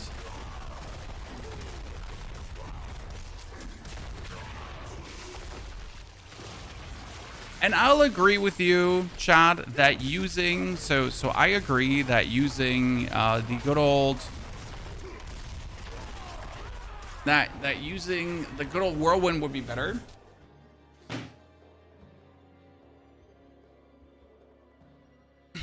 Is it just me or is the game audio really bad? There is something extremely weird about the Diablo 4 game audio, my friend. And I have never figured out what it is. Because all my games, perfect audio...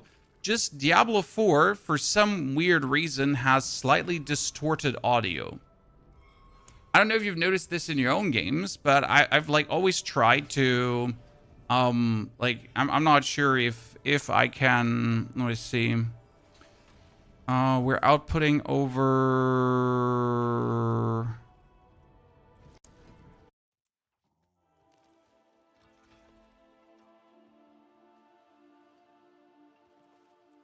See if that fixes it to a degree.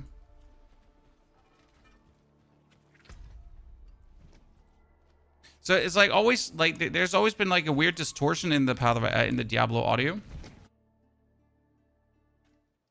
Let's see.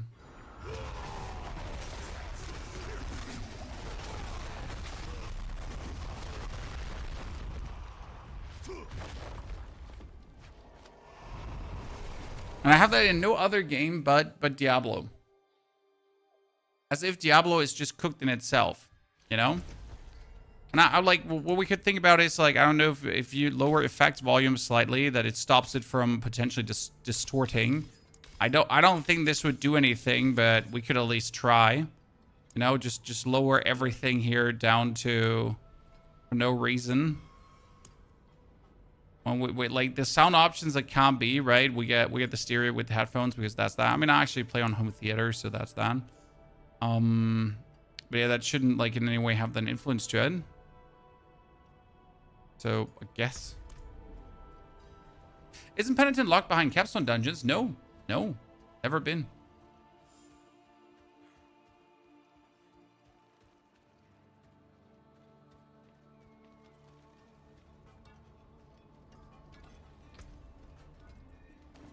Also, realistically, in the new season, you should be getting more XP from Helltide shenanigans. So that. Also, worst case scenario, the difference between Penitent and Expert for XP from the activity is 37 versus 43.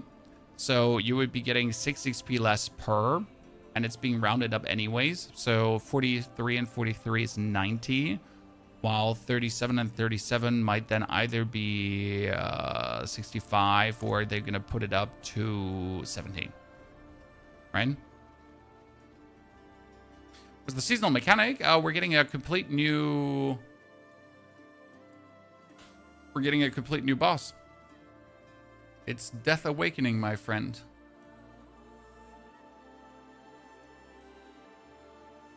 The Season of Death Awakening. Okay, 1 to 17. One thing I need to know is now. How were the XP points limited? Because like when you're making a plana, there's like one weird thing happening currently. It's really hard to see when what is level gated, right? Like because in all the planners online, when you're now going for, so I want to play lunging strike, right? Together with the range, and then together with the berserking into more damage. Onto the upheaval, together with damage increase. Free cast and ignited ground, right? Into your stomping ground, but when was stomping ground? Was 7 and 11. So 7 is Fury.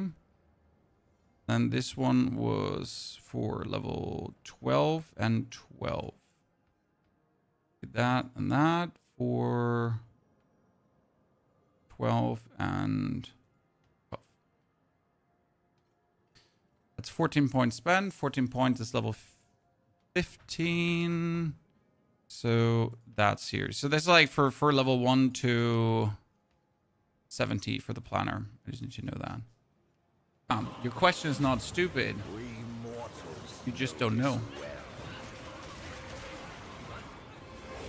What you're going to do is you have two options now. You're going to go over on YouTube and you're going to watch this video. Or there is actually this video, which is a complete speed run from 1 to 17. So both of these on YouTube, right? That's me just doing the leveling.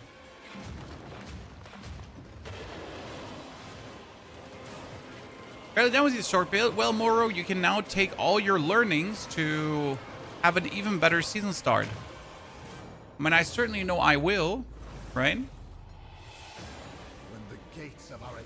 So this is kind of like the seasonal mechanic. You're going to have these gates everywhere, and then you interact with these gates. You kill enemies. You close the tears in reality. You can go into special mini dungeons to kill even more monsters. The death toll chambers. Then you get the material to actually upgrade your uniques to mythics, right? Because this is like a big thing, upgrading uniques to mythics. And it's kind of cool because it will make them 30% more efficient. And 30% more efficient on some of them could be fucking insane. Like, for example, this is like a trample. The trample one. It says here, for 2 seconds after casting trample, you may cast trample again without incurring the cooldown. Trample additional deal damage bonus, right? And that 2 seconds is usually 4 seconds, 5 seconds. You can actually reduce that. So that's like kind of interesting because you couldn't reduce it in any way. Which might make builds that have not been here before actually viable. Right? In ascension, seek your reward.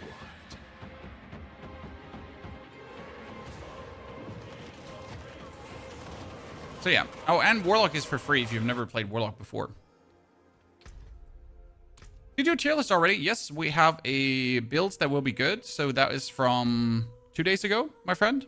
It's called Season 14 Best Classes. And today, after the stream, I'll make the top 3 starter builds. For the top 3 starter builds, I'm just currently curating my own level builds. So I did a Warlock already. We did a Paladin, and we now need a Barbarian. But someone was asking for a Necromancer, and I think that's what we're going to do now. Because I wanted to try out some Necro things. Because despite like the Necro not getting buffed or getting something crazy meaningful, I still think that the Necro is still in a good spot, right? So let's do a Necro here as well. I wish D4 had offline trading features every single ARPG. And I will die on this hill. And we can all die together in this hill if you want to, chat. But every single ARPG, in my humble opinion, needs a asynchronous trading. This is not even a question for me. Like, asynchronous trading is the best thing that was ever introduced for me personally. Like this, put your items in a stash tab and then just have someone spawn into your base and buy right out of your base without any human interaction being needed. You look well, my friend. That is and will always stay the most amazing thing to do. I am sorry.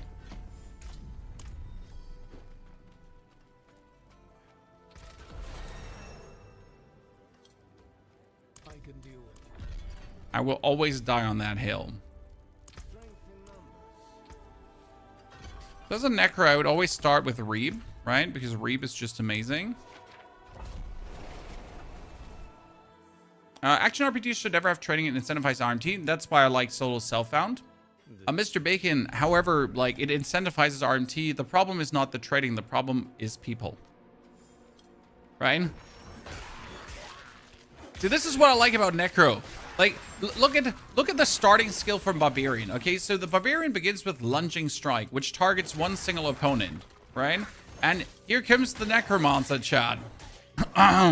where I'm getting a skill that I just walk into a pack of enemies that's like rum, rum, rum, and the whole pack of enemies is just dead. Like, surprisingly good, isn't it?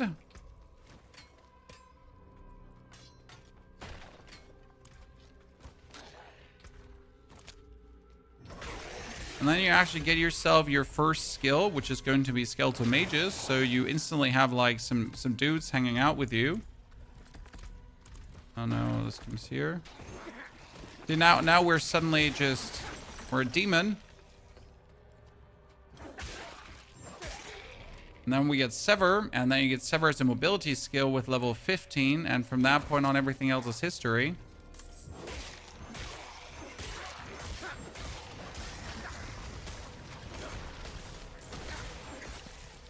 It's just such a, like, for leveling, it's just unmatched. It's just sad that the endgame builds are not as good as we would like to have them. Probably my only sadness. You're seeing my message. I'm not sure if I want to, Steward. You might be saying something inappropriate now, if I admit to see your messages. Bloodwave Necro is fine. Well, the problem is not that Bloodwave Necro is fine. The problem is that it's boring. I like it's cool that we have Bloodwave Necro, right? But if the same build is now 20 billion seasons in a row the most effective build, yeah, like you're slowly getting to a point where you really don't want to anymore. Especially when the other options just usually can't reach even remotely close. I mean, that being said, the Golem Necro should be good this season, so that's a nice thingy. So here we can add Warriors as well now.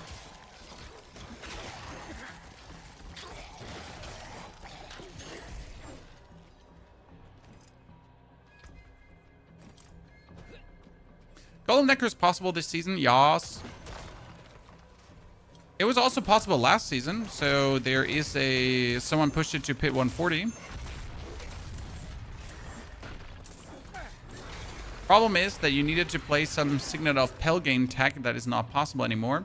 So I'm not sure how well the build would still work if the Signet of Pelgain tech isn't possible, right? What time is release for you? Well, I live in Germany, so release is for me around 6 p.m. 7 p.m. I'll sleep beforehand to make sure I am fresh and can go for a while. Not sure how long we're gonna do, but for a bit. And now we get all of this, then we can actually take our Sever. So we finally have a skill to actually use. It's funny, right? In every other class, you're rushing a core skill, and in Necro, you just don't actually care about rushing a core skill. Because you get your dues. Do your bidding for you.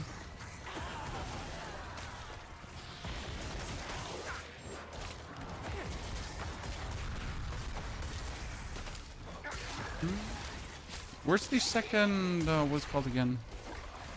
Bloodstone. The no movement speed at season start. Ah, that's just part of the equation, my friend. I know some people get an aneurysm when they have to like move with below 200,000 APM, but you'll soon be zooming again. I mean, you take an hour to level 70, right? That's like an hour of your life where you're not like moving on crackhead speed.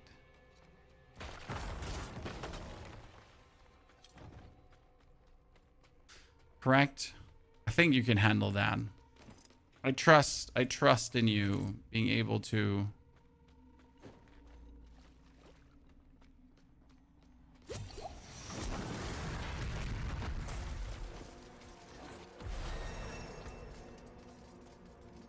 So that was reap gains, reap generates essence per hit. Not really needed. Probably you could just go for, what is it? Deal increased damage. The life. Yeah. It's probably better, right? Instead of going for that, because you have like 3 mages and each mage is 25% more damage. So what are you going to go for?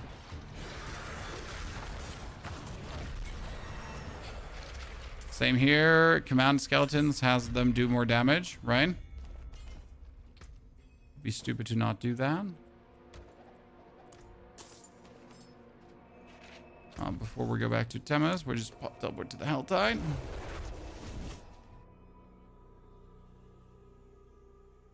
Best Paragon leveling, the Helltide too. Helltides and Maggots is also best Paragon leveling.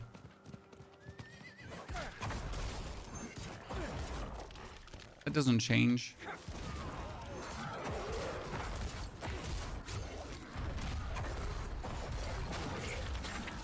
Since we at level 15, we gotta like try out going into hard with Necro. I usually like to stay away from hard because it just makes things tedious. I think with Necro I might have to do it.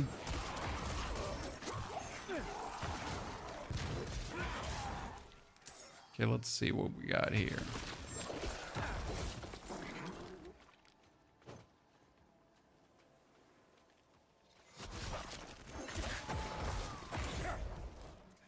Okay, we need to get up to 1950. Sure, I could now just jump over to Penitent and spend these, but it's not in the sense of how we want to do this.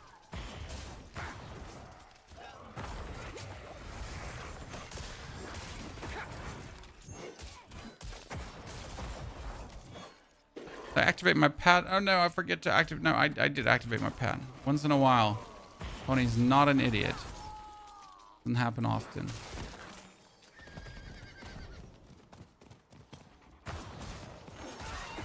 War tables are not progressing between characters. Ah, rejoice, my friend. I mean, you have the war tables to level now. You have the seasonal reputation board to level, so that's going to be great as well because seasonal reputation boards always give you so many rewards. You're gonna be loving it. In no time, you'll just swim in your currency. Okay, Book of the Dead. We can do skirmishers for 2 additional dudes more, right? Yeah.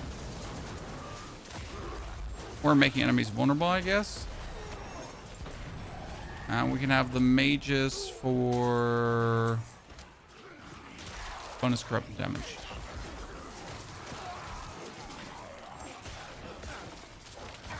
Really, they forget that you can actually set them early, right? That was kind of like changed with the Necro. Because before it was like you have to wait for level 18 before you can meaningfully do that. Okay, we're 1950. You know what? Let's be greedy and gather up to 2025. Because then I can open up 2 chests potentially. Unless I get like extremely unlucky.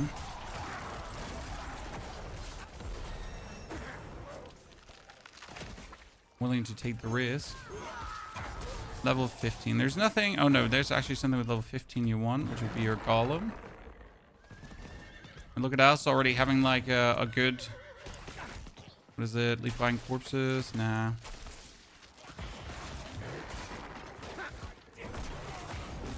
Like how good the Golem is early on.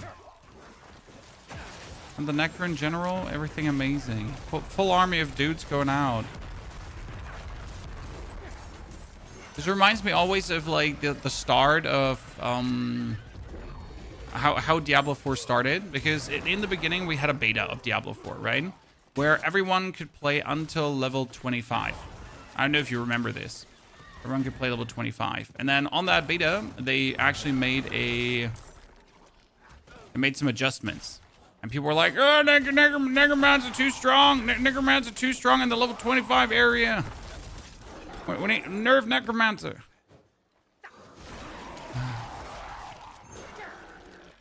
Good old nerve necromancer. Reap grounds a stack of ferocity. That's good. Good take on season 14. Pretty mid. And yet it's going to be quite fun. I mean, even mid things can be enjoyable. Something that people often miss. Not everything has to be the golden ticket to awesomeness, right? Sometimes pretty mid is still fun. When I've watched pretty mid movies, I've still enjoyed myself. Because I'll still have a great time.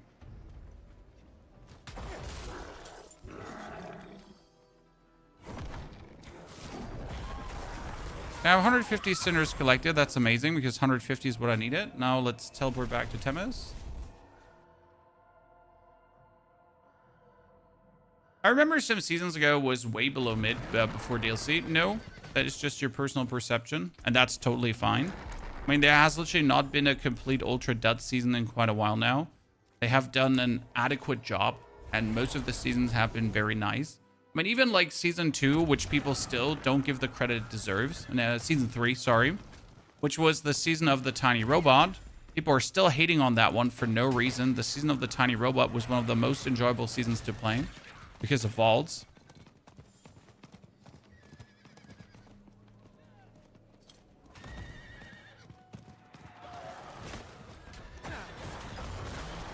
Oh wow, my necker doesn't just care about Penitent, I guess. Jesus Christ.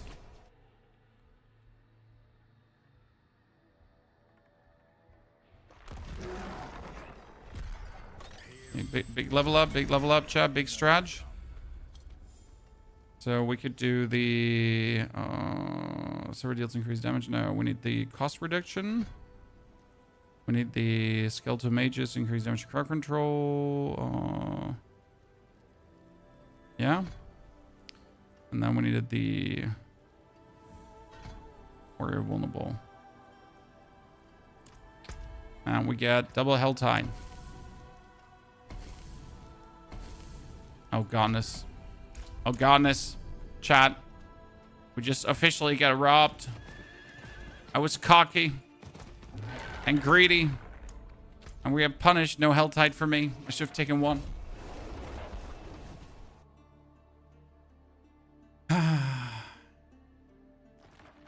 What are you doing right now? Oh, I'm testing level builds.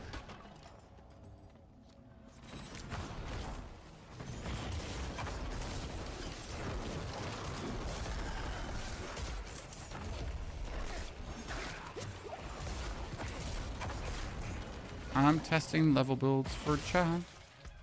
But Chad has more level builds to do.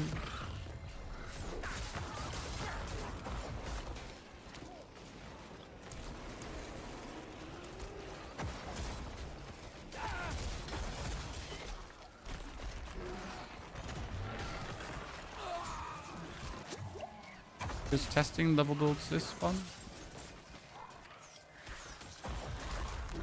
Also, we're just testing our level method to like really hone it home. That I learned a lot on how to do it perfect on season start.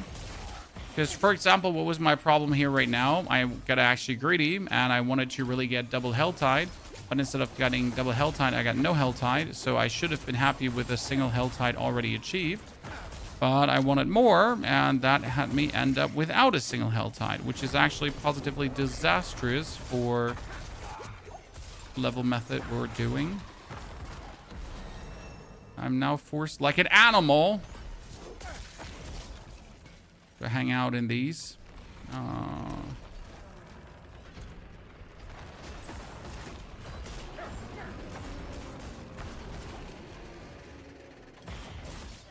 The new mythic unique. I mean, the new mythic uniques are not as terrible as people want to make them out to be. I'm still not like I personally don't dig the idea too much. What I like is that a lot of the uniques that have fixed cooldowns can be improved with the new mythic grinds, and I think that's personally pretty cool because like some of these effects are obviously not viable because the cooldown is just too long. but reducing the cooldown of a unique can be inherently build enabling. So that might turn out to give us more builds than we ever thought possible. A little bit like the Season of Chaos.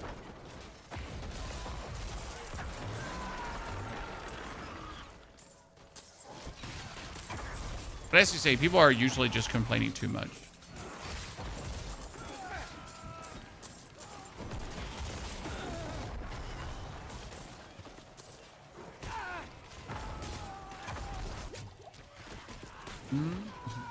Just ignore everyone, run through, get to the boss.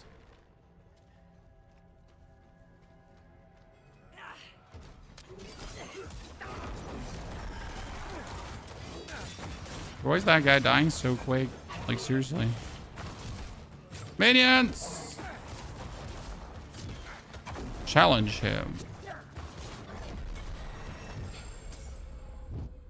Minions, a bunch of baddies. I think that's it. That sever.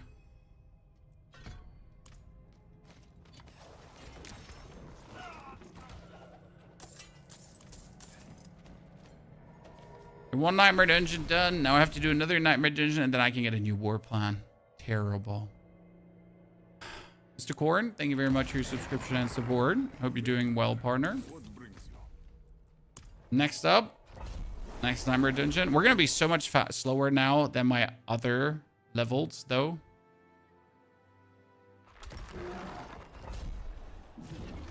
That being said, with the next level, I'm actually getting my superior zooming on the sever.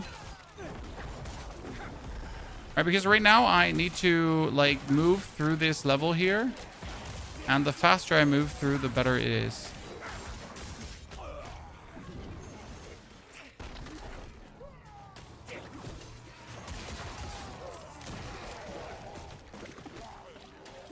So if I now have my level 15 already, that would be great.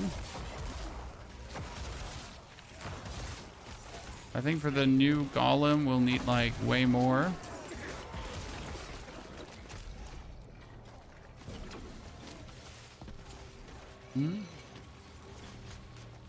Who's better, Paladin Zealot or Spiritborn Poison? Poison Spiritborn.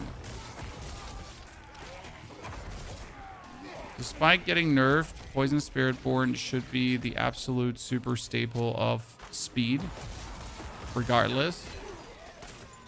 Mainly because Poison is just overtuned for leveling, right? Because you hit things with Poison, they just die.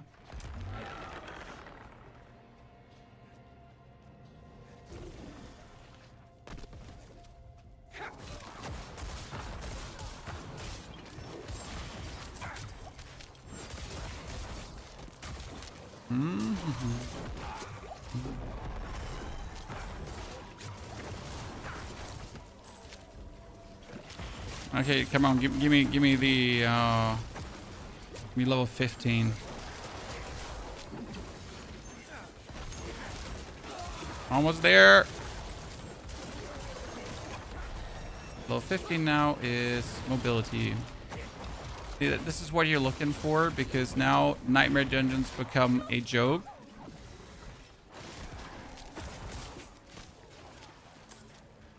The best part is it's still a skill for damage, right? It's not just movement, mostly movement.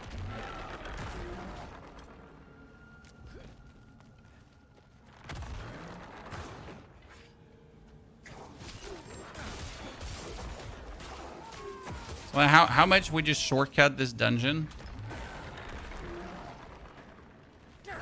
Makes sense, doesn't it?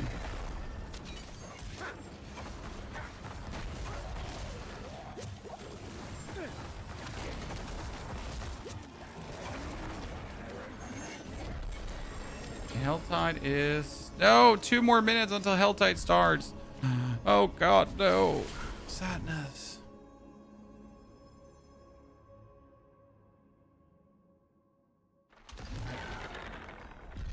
And then you go for maximum of mages. Right now.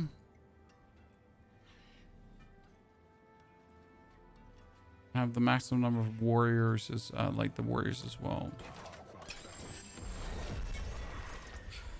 So now we can get the special warrior. Now we can get the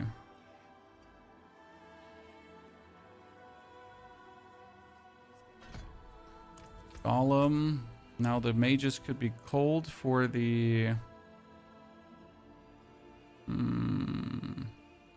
I'm probably gonna keep the corrupting shadow dudes. Is there a reason to change that? Okay, health died. Health. Yeah. You don't give me health tide. We're throwing hands, chat. If that, like, seriously.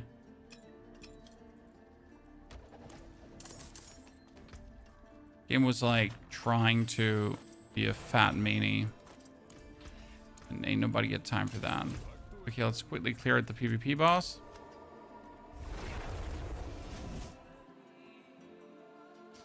Should switch to Penitent before collecting. For the Nightmare Dungeons, that's impossible. That's absolutely impossible. Oscar, good to see you there. You cannot finish a Nightmare Dungeon in hard to actually go over to Penitent. The reason it works for the Nightmare Dungeons is because you're opening the chests.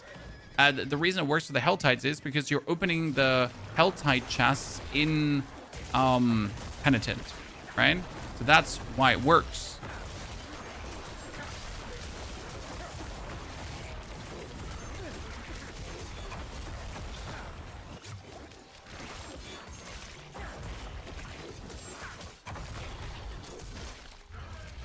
Otherwise it wouldn't. Honestly, when we get the specialization, I think we should go over to the Reapers. Have them do the cooldown thingy for the ultimate. The Helltide is there. Level 14. Level 14 gives me Army of the Dead. We'll see how that one works actually cooldown wise. Usually do that. Let's gather 150 cinders. Before collecting from Tyrell. Yes. So you now are going to get in hard or normal 150 cinders. And then you're going to swap to Penitent to hand in the cinders for chests. And then you can go to Tyrell. Okay.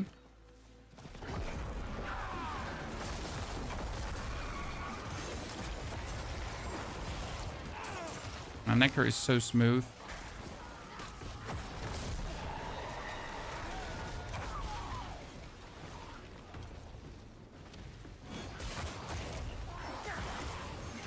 I wonder if it would be better to do like the essence regeneration so I can just teleport around more.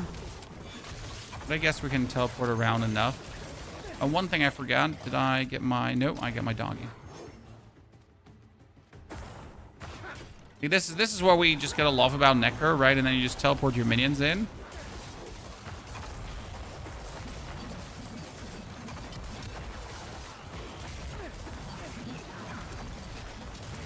Now we just need the golem that I can actually use to nuke enemies. That's important.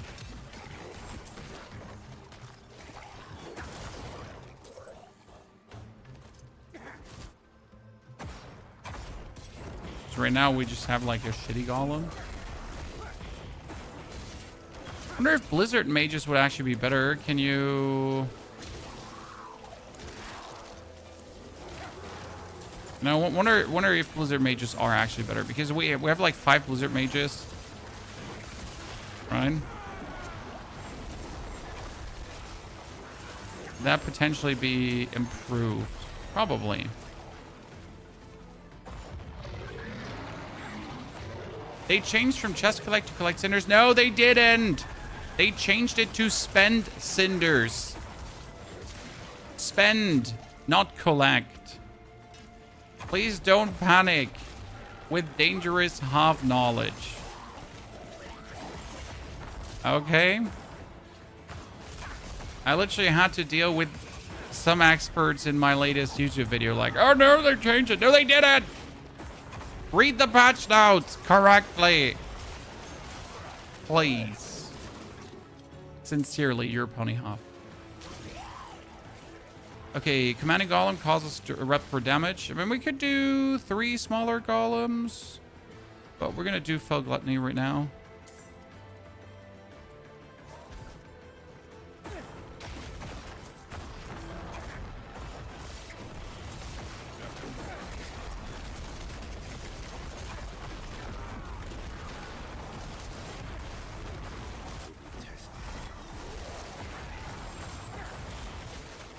So no.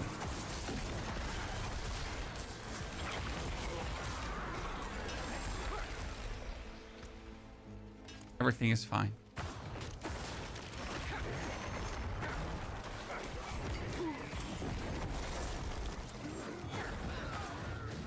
Method works, and it's gonna be fire. We're gonna collect 150 cinders now, which takes you amount X of time.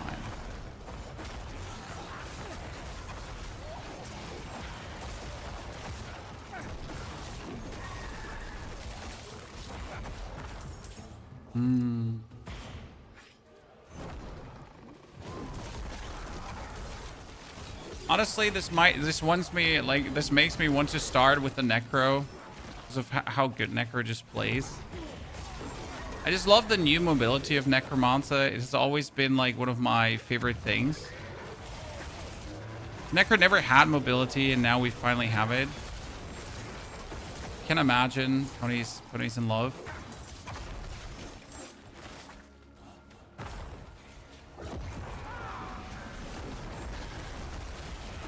But season 14 starting. Season 14 is starting tomorrow, and we're gonna have all the great resources ready for you. So you're like, yay, season 14, best start ever. Okay. I mean, even working on a bonus website for you with everything nicely structured on. So you can really have everything going on.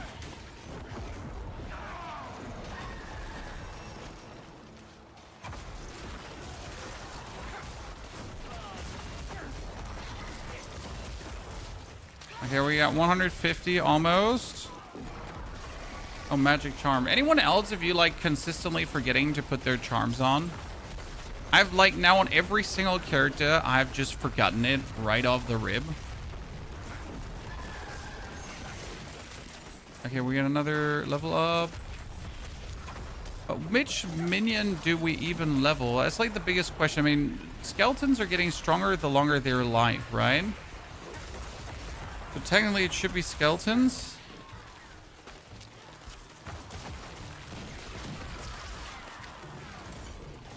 And actually get the damaging skill points. See, now that we have 150 cinders, okay? Listen, we jump out.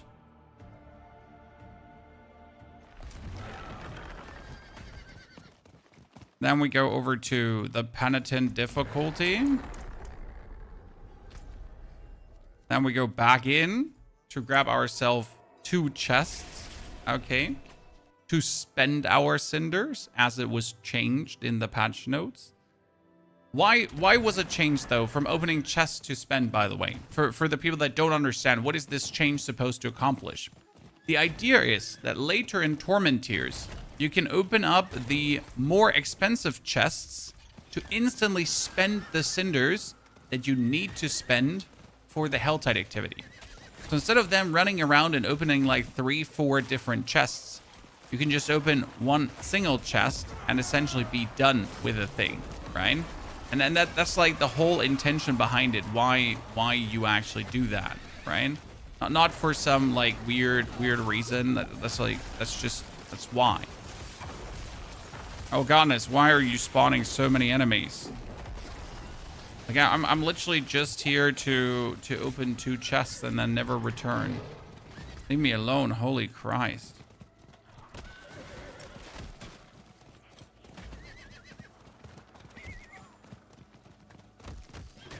Should have collected 300 for 2 Helltides? No, it's 75 per.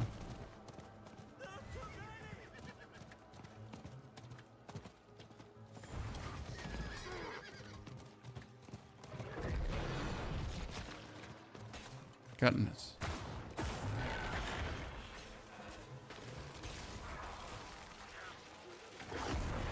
I'm surprised how well, like, Necro's doing here in Penitent right now.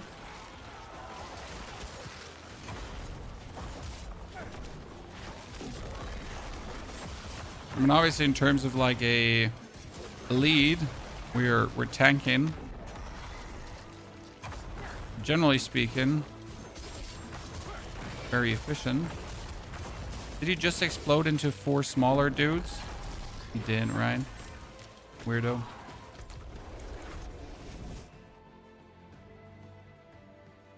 Weirdo. That will bring us up to level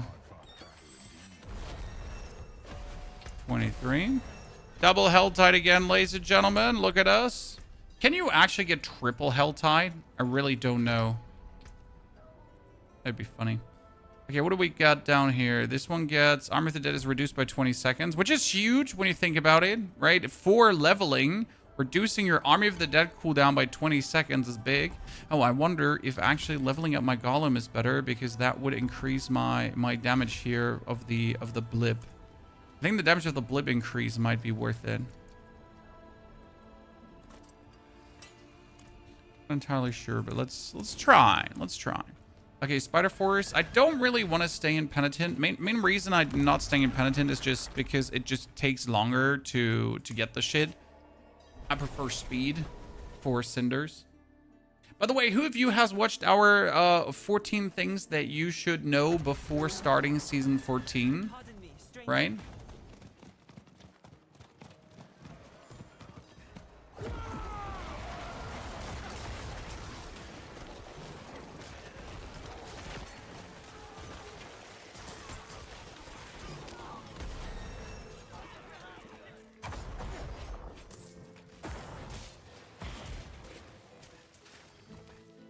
As well, appreciate that. Happy it could help you. And I'm actually like making videos for the Diablo season is always really fun, because they're like new mechanics, new minuscule things, new ways to farm like resources. Like as few as sometimes the Diablo updates bring in terms of new stuff, so many like tiny things are changing that it really always comes down to like there's quite a lot to cover. Okay, level 28 gives me the blood golem. It's going to be a big boost of DPS and everything.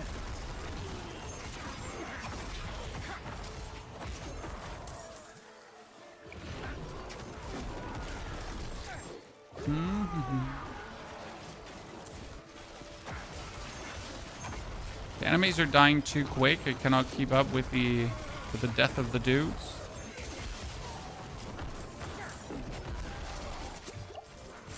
And we're gonna finish this one, and then I'm already going to be in the territory. By the way, remember my remember the Barbarian now. The Barbarian was level 28 at 50 minutes when we then finished the Helltide thingy. We're now in for like 30 minutes with this character, and we're already sitting at level 24, right? So the Necro is just killing things so much faster than the Bard, which is not a surprise, to be honest, because it's just Necro.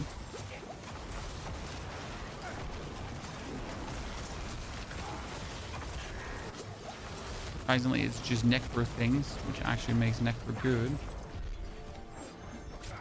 Okay, we don't have 50.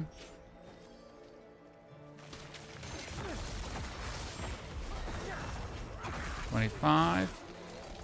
$25, we still have the bone. We have the mages. We have the warriors. And we don't need anything.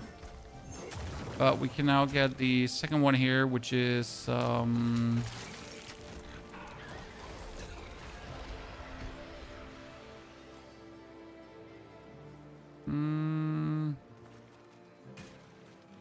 yeah, we'll probably prefer that one. Gonna make like all our dudes stronger while Army is running. And we pretty much like, look at the cooldown of Army of the Dead, right? We're a level build, but I pretty much have my ulti most of the time. So you have a poison puddle pulverized version. Yeah, but like I haven't made one since the update. So my poison puddle pulverized is before Lords of Hatred. So So that is an old, outdated build I'd so far to go to say. How long does it take until max level? Well, if you use the right methods, everything from 1 hour to 2 hours, but not longer. If you're then leveling normal without any tricks up your sleeves, you're probably going to be sitting at a 4 to 6 hours.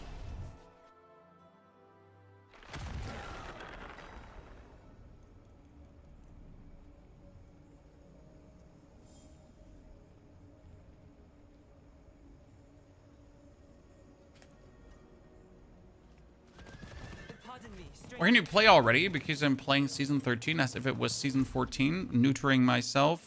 So I level up characters that I will then delete. Because I'm weird. Right?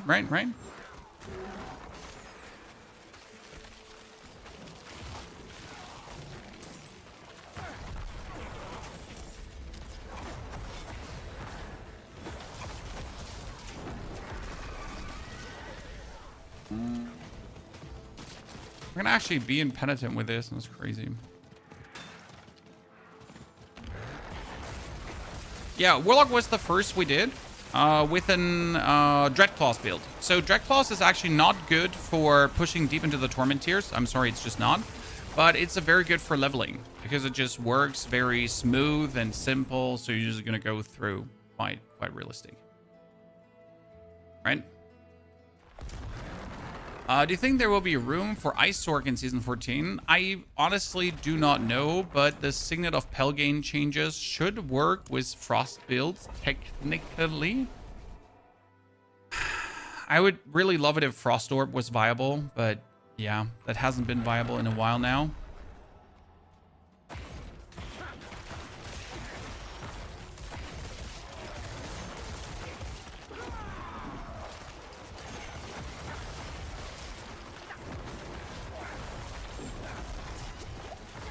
Just give me Frost Orb.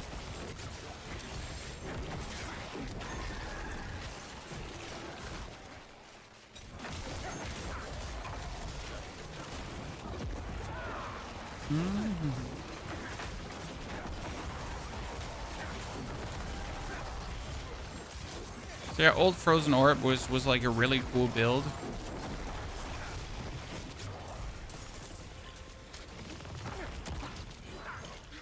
I really cherish. Oh, Opal's early. That would be like so useful to actually get that. Let me tell you that much for free.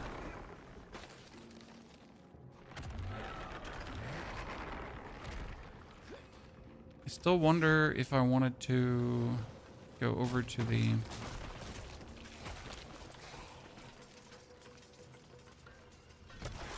If we actually change mages to that, right? We get like 1 mage less.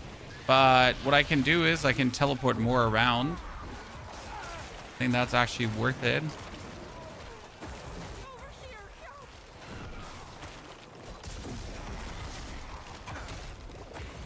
Because speed is everything. Like all of these dudes are just unnecessary to get killed. They don't do anything for you.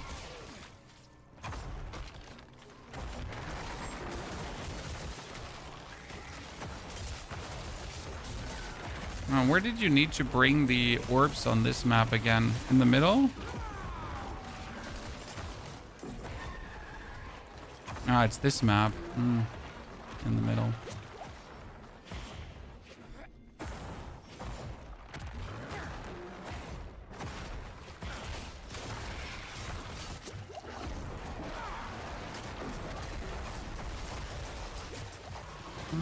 Let me please grab that. Thank you very much. And out we go. Out of my way, I'm running.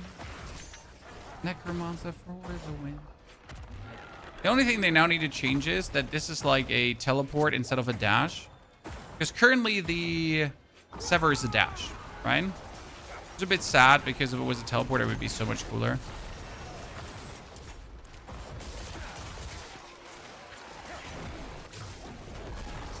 But this is why we can't have nice things, right? Because this is not a teleport.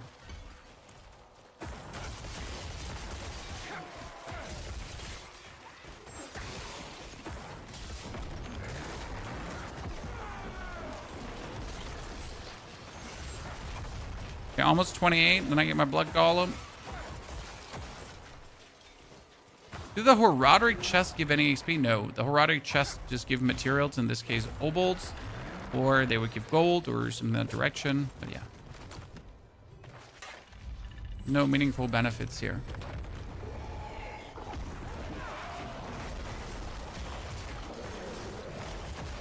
Boss kill so smooth.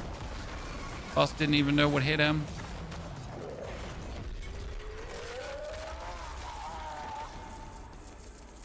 How dare I start with Necromancer already again, Chan? I feel like I wouldn't do doing myself a favor. I just like Necro so much. Oh, what can I say? Why does my favorite class have to be not so good? Explain, chat. Explain. Okay, so this is tons of XP for our good old friend, the...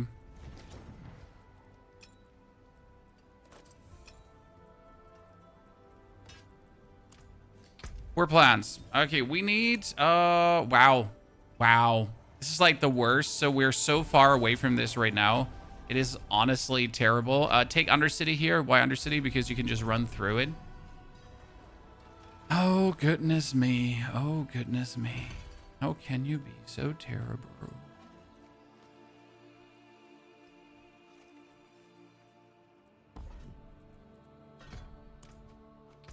Oh, we're still in Heart, right? Let's go to the Helltide.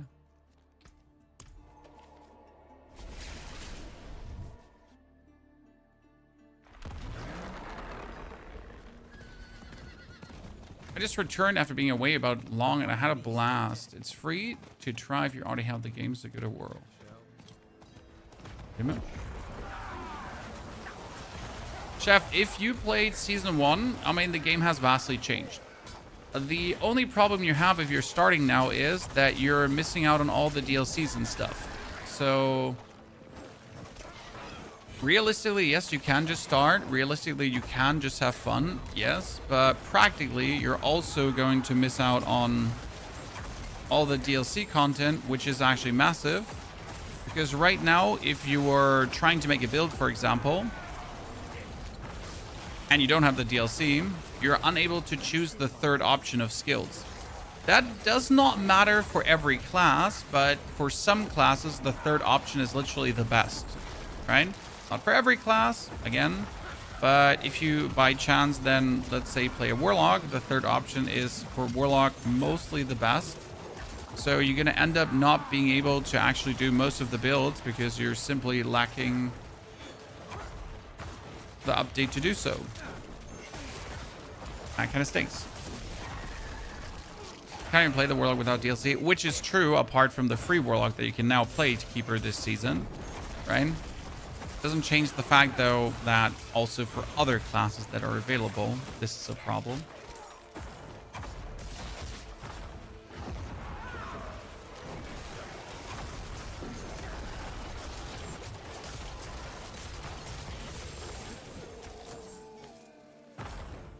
Oh.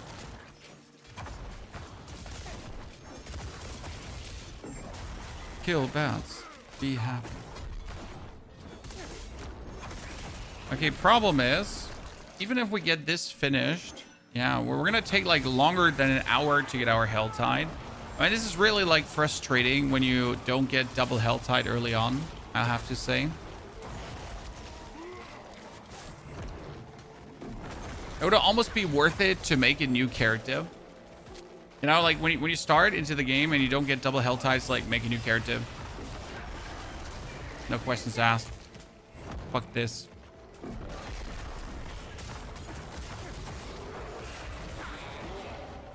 Might actually do that. Just because it annoys me to not start with double Helltide. It would be plenty extra, I'm not gonna lie, Chad. Sometimes you gotta be plenty extra, I guess. Oh, 29, I missed that because Book of the Dead gives me the Blood Golem, and the Blood Golem can do more damage, right?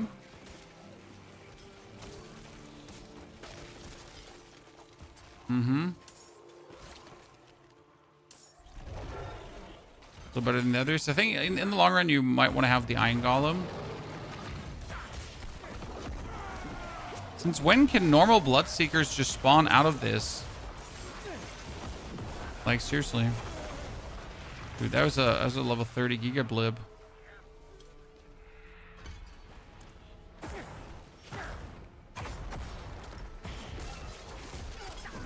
Oh, Bloodseekers can come out because we get the first upgrade. I'm an idiot. Yes.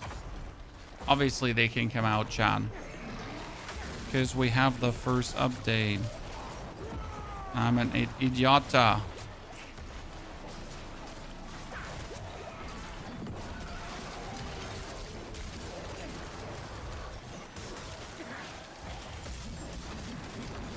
No, don't die. Ah! That is my cinders, Gonzo. I was greedy, Chan. I regret nothing, and I would do everything like this again. But I really dislike dying. Just slowing down the whole process.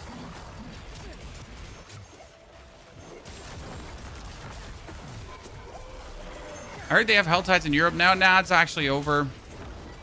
I mean, it's still warm, but it started raining tonight, and it's supposed to rain like the whole day, and then we're supposed to get like even more rain, and then after all the rain, there's some more rain coming. So, rain. Have I said rain yet? Wait, hold on. Was the Blood Golem killing my own minions? I don't remember. They changed the Blood Golem, right? It was... Yeah, it was draining life from other minions. I remember. We don't want Blood Golem. Yeah, good talk. I completely remember that you want Iron Golem. Dude, this is how much I have not played my precious Necromancer in a while. To make a mistake like that.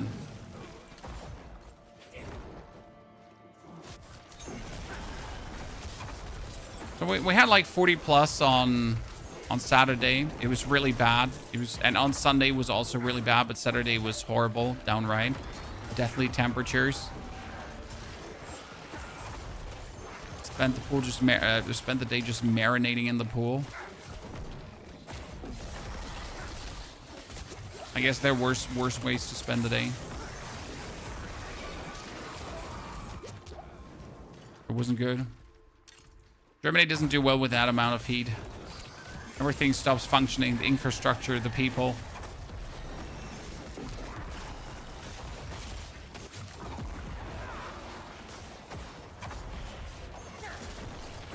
Need more cinders. PDR still available to play? No, sir. Any excuse to use pool? I mean, like, the past 10 days, my children have been literally just living in the pool. Right?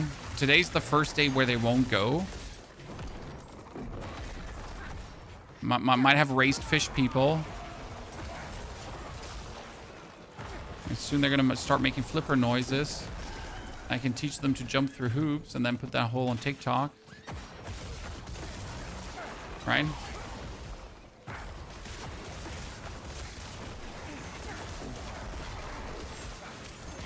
This is 105 with high humidity. Well, I wish I knew what that meant, sir. 105 degrees Celsius sounds like quite a lot. Right? Damaging for your health. Unless you mean like 105 fake temperature. That no one realistically knows what it actually means.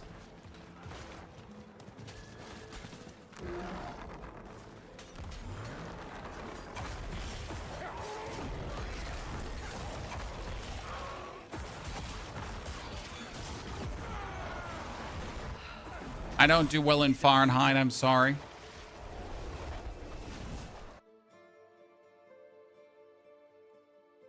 Oh, high humidity, I understand, Sunny. Don't get me wrong. That part I understood. I mean, as soon as it gets warm in Germany, it's always high humidity. We don't know any other heat. There is literally the word dry heat does not exist in Germany. Pardon me, stranger.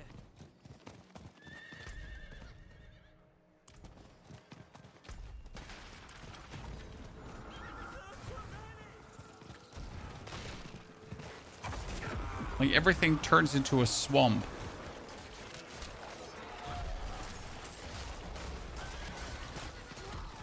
Do the other Helltide harvest. Dry heat does not exist in Northern Europe. You mean? Yeah, I mean, like, I'm not talking for other countries where I don't live, because I wouldn't claim authority over any kind of knowledge there, right? I know Germany does not have dry heat. It's always humid. It's always awkward. 44 Celsius is 105. I'm like, but is it bearable in Texas if it's 44? Or do you just spend your time indoors as well and not leave?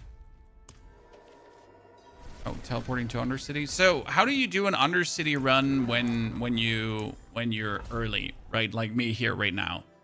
So you don't actually do an Undercity run, okay, Chad? So if you get the Undercity, what you do is this.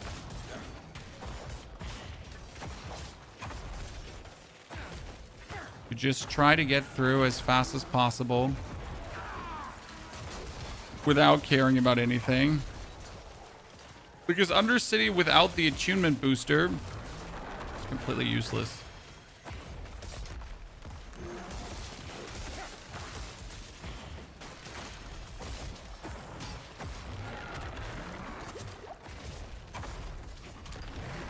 Could always get out.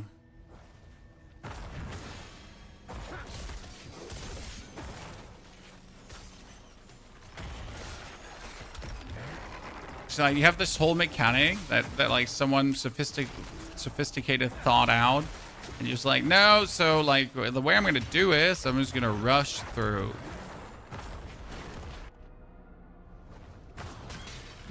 Like, well played, sir. I remember when the Undercity was new, you know, when Vessel of Hatred got released and just no one was doing it. The main reason people weren't doing it, though, was simple. Because they forgot to do the quest that gave you tributes. Yes, Chad, didn't you know there used to be a quest, and if you never actually finished that quest, you wouldn't get tributes. You wouldn't just get them. Like you do not get tributes ever. Yay, right?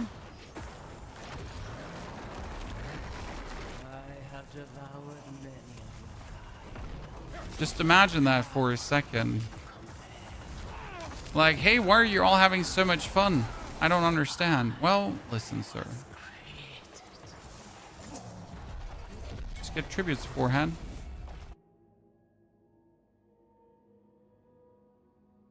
You're using a 9070 or still the 7900? I have a 9017 and also a 9700 X3D. I'm fully super CPU GPU'd out. I was actually lucky enough to get myself a cool promotion with our friends over at Crimson Desert and AMD, and they were so kind to send me a Crimson Desert AMD themed graphic card. Okay, so we got this one, which is absolute drivel that we have Nightmare Dungeon now, and look at that, we still don't have it. I need one single Helltide, Chad. Okay, screw this sideways. We're forced now to do one Helltide. That is going to officially take me now 1 hour and... yeah, 1 hour roughly to get this done. Wow. Oh, shit. Like I said, I don't have the graphic card here I would show you, but yeah.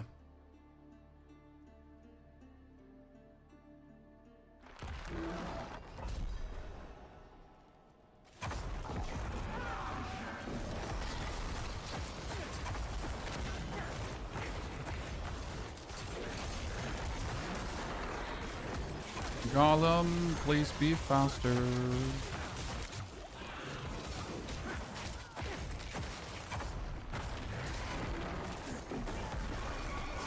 Speed, demon, speed, demon. Honestly, if I had a bit more luck in my Helltide war plans, I'm pretty sure we could have made the Necromancer go boom. You know what I asked myself, Chad? Okay, like, listen, Chad. I don't know if you knew this or not, but your Eldrin's marked are shared between characters, okay? So if you just recently rerolled all your Eldrin's marks to reroll war plans, they're gone. But how is it on a brand new seasonal character? Does he start with 0 Eldrin's marks, or does he have 3?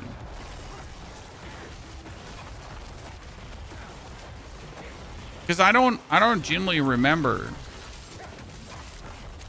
I'm gonna make a complete new chart. Do I have war plan rerolls, or do we not have war plan rerolls? How many classes you love with these past few days? 4. Because I'm planning to give you 4 starter builds with 4 builds that you can then build into. Like for example, last season I did a very efficient Army of the Dead Necromancer who could destroy everything up to Torment 10 super easy. He could also do Torment 12, but I'll be honest with you, it just felt more comfortable in Torment 10. And that build is not being nerfed in any way and is going to be absolutely viable. So if you just wanted to absolutely tear up the game, get like Torment 10 Mephisto down and that kind of stuff in record time, then Necro is definitely your friend. It's an absolute menace.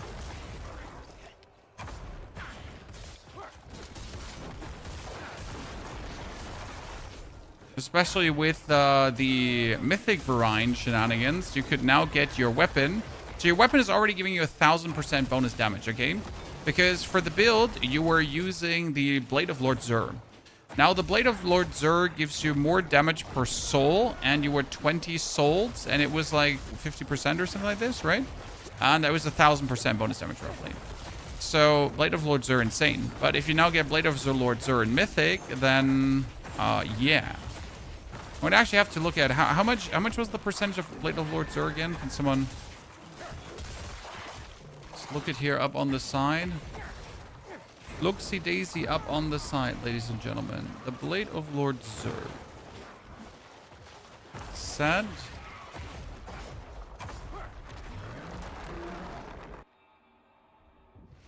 Necromancer.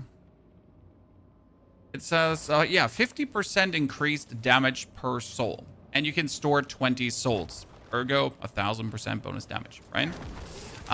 Which is insane, by the way. So, but because you get like that 1000% bonus damage, right? If you now get the Blade of Lord Zur in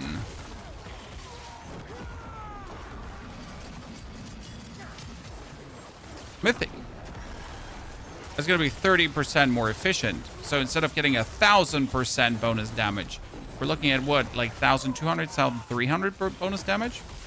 Yeah, that sounds pretty good to me.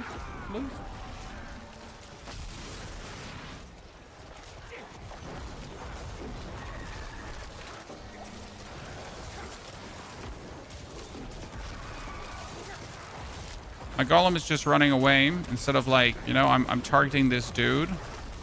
My golem is supposed to target this dude as well. Not just when he's jumping in. But my golem's like, nope. I'm gonzo garbanzo. Okay, we get that nightmare dungeon. I have builds look to do have a guy? Do I have builds look fun? Do I have? You please more sentence, because not enough sentence, sir. That was certainly convoluted. What character are you planning to play first? Probably Warlock, if I can decide on a build I want to do. Potentially Necromancer. The second character will definitely be Druid, because Druid is fire. I just don't want to start with Druid, because Druid is probably the least watched class from all the classes in existence, sadly. So I'm probably going to do Warlock.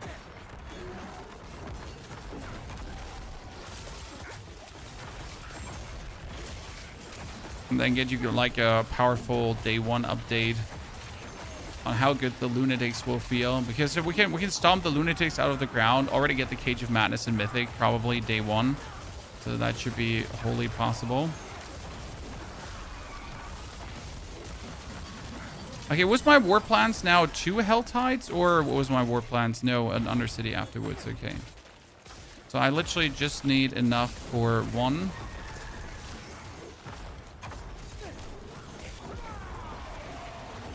I only play minion builds, but you're weird. There's nothing weird about that. I know a lot of people who play only minion builds across all the ARPGs. I used to actually be the same. I used to enjoy minion builds the most, but I gotta say that Diablo cured me from this. Sounds weird, but sadly, Diablo has not executed minions well in the past 2 years. So it cured me from mostly playing minion builds because I literally had to start looking at other things. Otherwise, I would have just, like, I don't know, jumped off a bridge probably at this point already.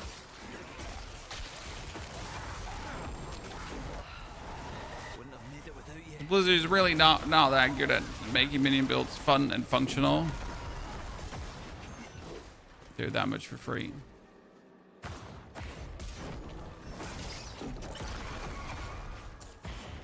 Minions need a focus command has been solved. Well, your skeletal warriors have a focus command. Your golem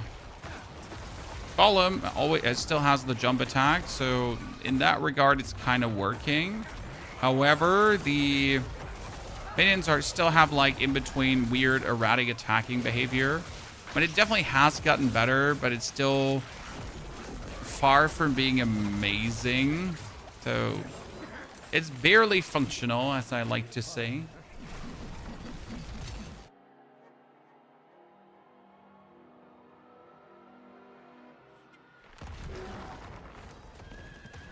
PoE2 is better, much better for minions. I mean, yes, PoE2 is doing stellar for minions. I mean, the possibilities you have are truly endless.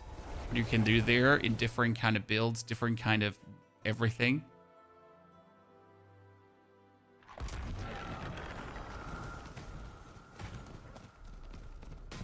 Okay, this is the final health tide we need, Chad. So we can then speed level the character. I mean, currently we're sitting at an hour in. And as you remember, on our Barbarian, it took us only 50 minutes to get the health tide leveled up. But my Barbarian after 50 minutes was only level 28. Now, the thing is that doesn't really matter because the only thing that matters is the level speed as soon as you're done with, as soon as you're done with getting your health tide upgraded, right? So in all reality, despite my Necro being higher level because he just plays more efficient, the Barbarian did it better.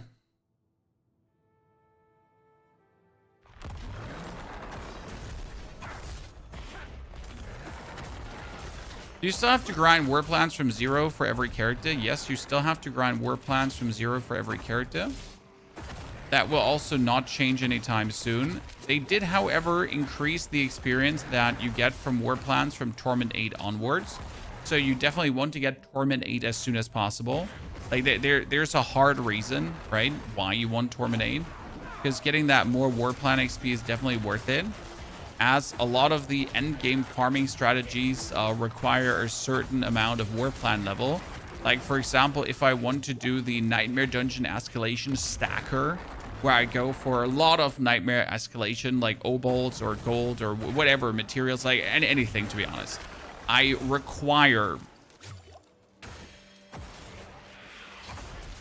at least 3 levels in my war plan.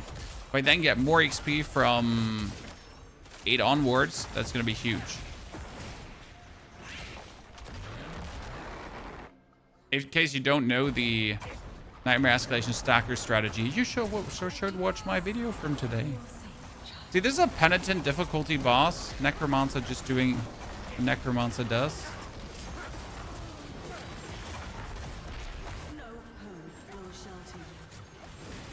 Oh, you can just dish dash to her no matter where she is. Well, won't complain. No, won't complain. Can just invisibly lunge forward.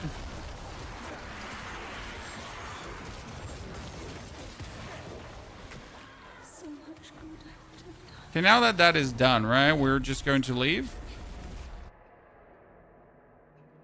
That one with the Nemesis on the roots? No, it was with Nightmare Escalation and multiple portals. So now that we have this, my Nightmare Dungeon is leveled up. So we get the Hell Tide to the level we want it to. And now let's see how this is going to work on the quick. You know what? We're going to do something different here. We're actually going to go for Expert. Usually I don't do that. But since the, like, our friend here is working so efficient, let's actually try this out.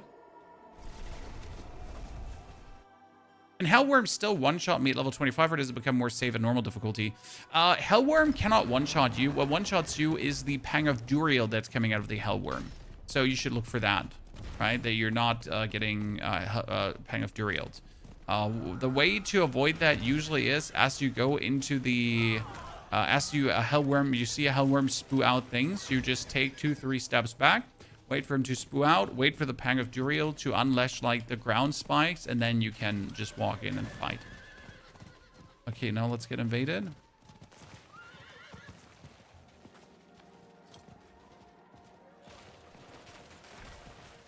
No one here.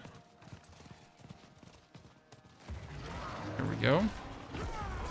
See, now I'm gonna here, there it is. The ground pounds, right? So that is what could kill you.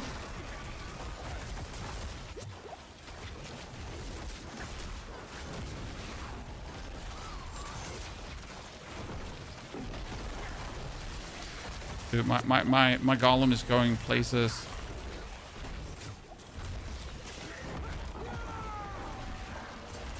Demon time. You know what? Since my Army of the Dead is doing so good, I think I'm going to level that one up.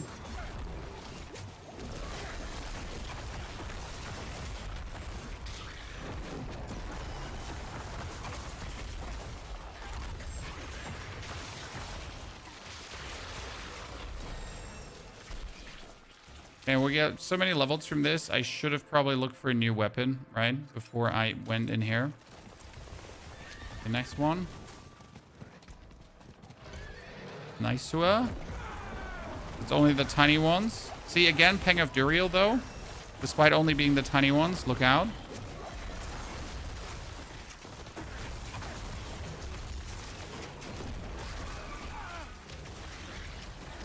Gotta look for the Iron Golem, I guess, right?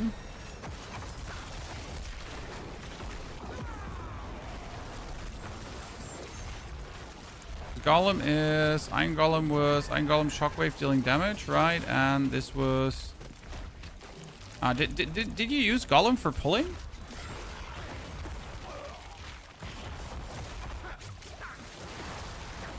How do we do that?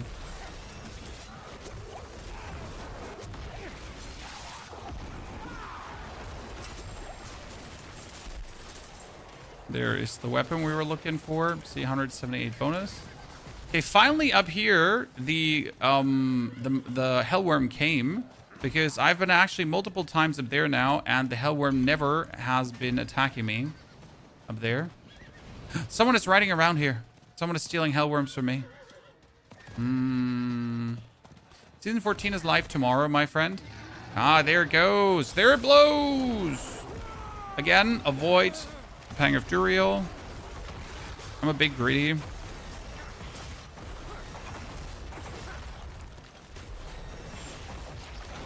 Okay, 1 hour and 8 minutes, ladies and gentlemen. Level 49.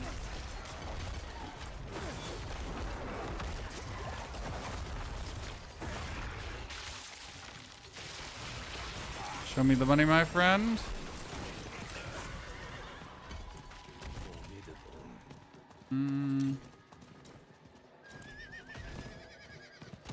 None here.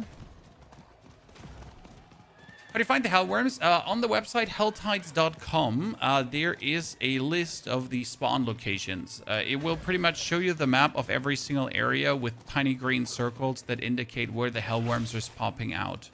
Now again, the hellworm, like this, it's a list that is made by them, and it's to 90% accurate. That being said, on top of the hellworms that can ambush you at these locations, there's always like a hellworm might just come now randomly in the middle of nowhere. That is always a possibility, okay? On top, if someone just rode over a hellworm, then it might just not spawn right now. So I'm just missing like the spawn here because someone might have just ridden over it. So yeah.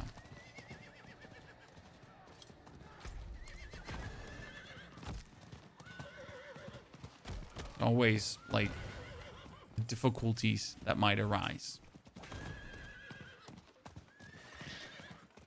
It's like there should be one here, but there's none right here right now, correct?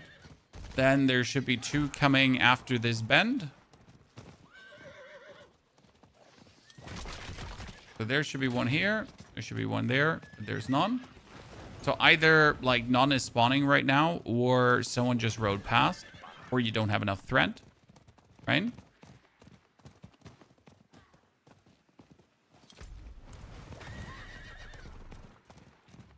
And then you might end up running around like a doofus and feeling like this is not functional. But even if I now stood still somewhere killing minions, it wouldn't be as efficient as what we're doing right now, correct? Because just about the insane amount of bonus XP that you're getting from worms. Now, obviously, I'm being completely robbed. We haven't even been ambushed by a single one.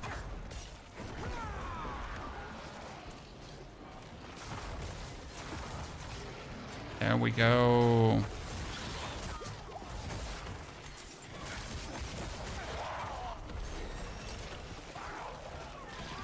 There was only one level. Doesn't feel good, man.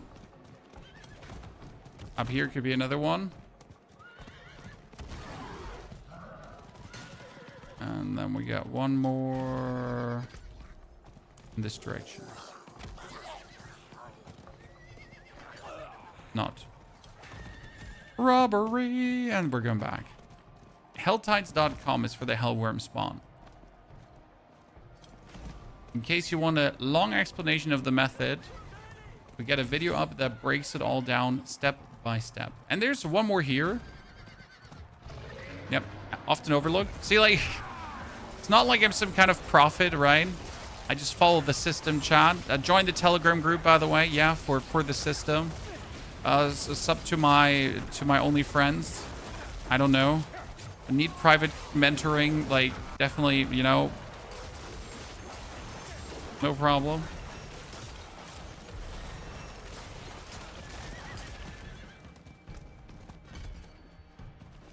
Okay, probably the warriors afterwards for more deeps.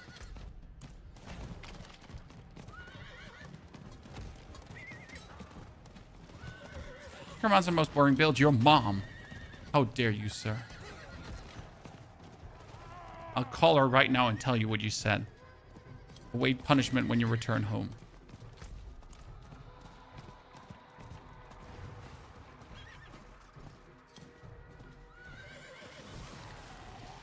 It's pretty good XP grind. No, sir. This is the best XP grind. This is not pretty good.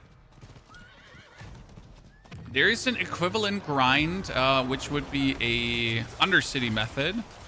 But the Undercity method is not as good as this. It's functional, don't get me wrong. Oh god, I might die. Gimme. Something is doing obnoxious amounts of damage here, and I do not dig this.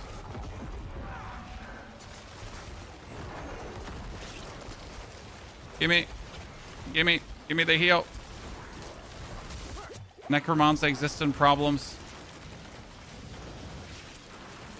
The easiest thing would be now to just level up, because then I just get my 4 back. This is why I usually opt in not doing this in a harder difficulty, because as you can see, if I died here now, I would have instantly lost my thread, right? And I would have had to rebuild up my thread, and that would have just wholesale slowed down the whole method, right? So dying bad. Not only bad, awful.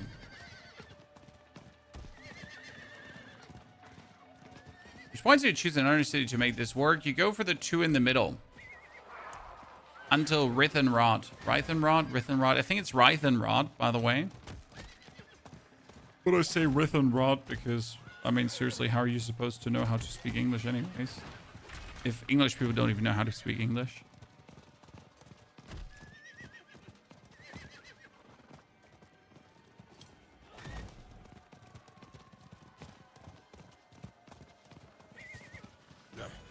Come on, where are you?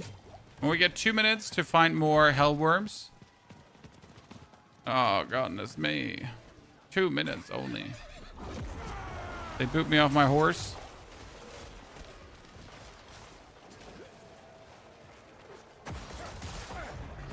Oh, there. See, random invasion force. Random invasion force. Oh, God, no. I'm gonna die. Fast XP. Yes. Saved, ladies and gentlemen.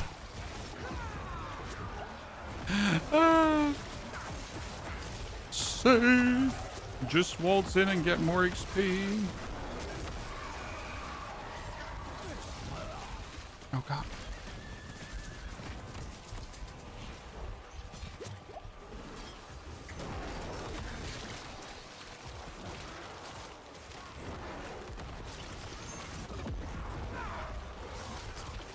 There's an XP blip. There's 2 more XP blips. They might, yep, they're gonna level me up.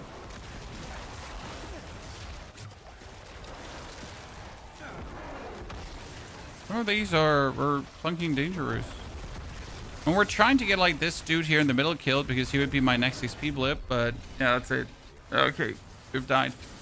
I think we should do this in hard. I mean, as much as it works here like an expert, right? You're lacking the damage mainly due to not having a new weapon. So now we have died, which is a problem because we have to wait first and foremost 5 minutes for the health tide to come back up, right? But second and most important, we have to build up our whole thread again. Before we now do anything, I'm going to return here to buy myself a weapon. Because as you can see, mine is 400 item power. But we have leveled up so much that I can get a 600 item power weapon. So obviously a 600 item power weapon is better, right? We've been having 202 less item power. So obviously we're not able to compete with anything. Who would have guessed, right? Who would have guessed that we're not able to kill a single shitting thing when we have like absolute 0 power going on?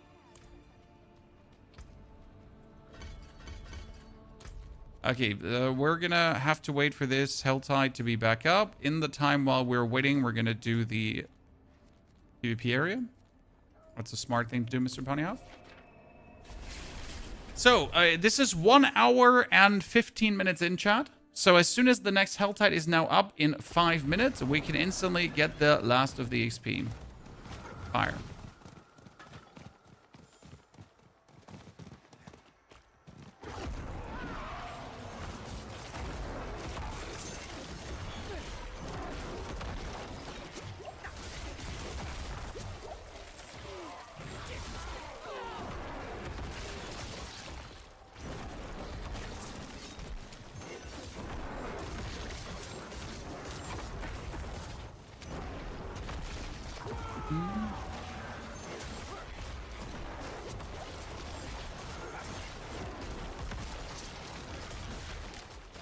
I win. 59. I'll go back and hand in the experience. So we can be level 60.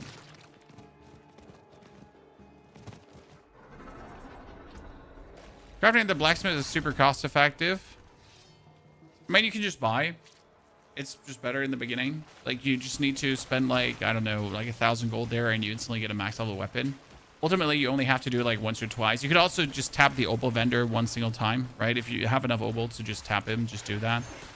And you technically want to avoid that because spending opals just feels terrible. Right?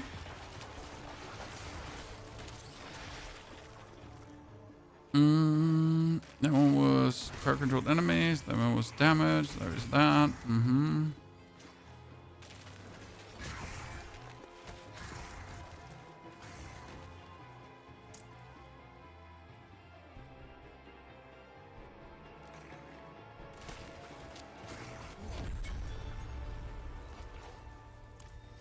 Okay, see, new whisper. Now you go hand that in. How long is the hell tide still away? 2 minutes. I wish we would have overlapping hell tides, chat. I'm not sure how you're feeling about that, but overlapping hell tides would go a long way. It is done.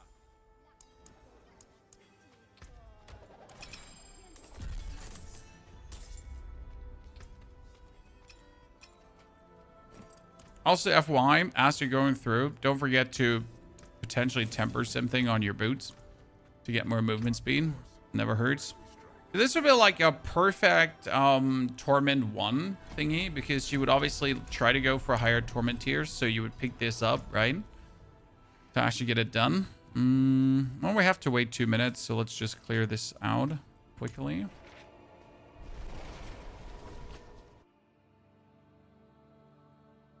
I mean, Nadizzle, it would be great if we could spawn a mobile vendor at times. Do you think Warlock will be playable? Yes, absolutely. Warlock will be playable. Dreadclaw's leveling into either Apocalypse, because Apocalypse still works. Or you could be going for...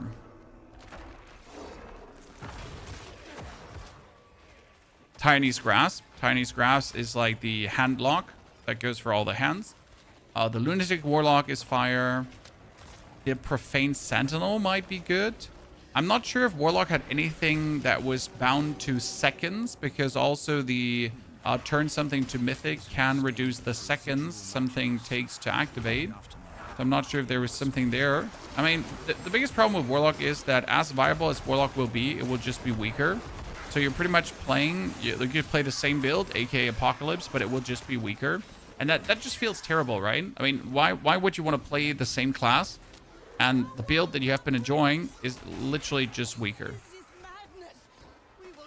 Right? That sucks.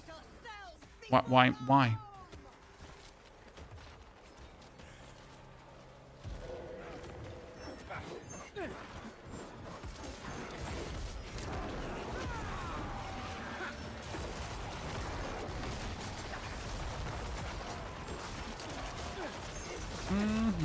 High Priest of the Dark.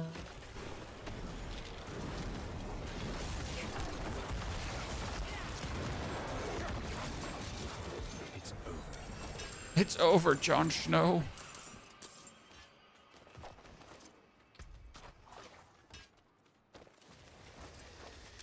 Now it's like now a 740 item power weapon. That's actually insane. My last one had 665. Is Helltide back up? So 0 seconds, ladies and gentlemen. Oh, this is a good one. Why is this Helltide so good? So this Helltide has 2 loops to farm Hellworms. An upper and a lower loop. It's actually one of the most Hellworm dense spawning areas. And the good part is, since Hellworms can spawn always. Okay, this is something that you need to understand. So they will spawn regularly when you have your thread up, right? But realistically, they can always spawn.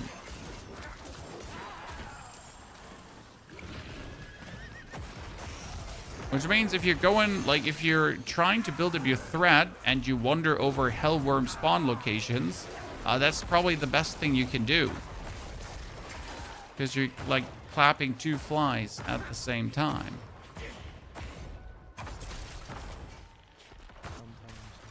What happened to PoE 2? Nothing. We're currently waiting for the next season. Not next season. We're currently on a hiatus to then return for the event league.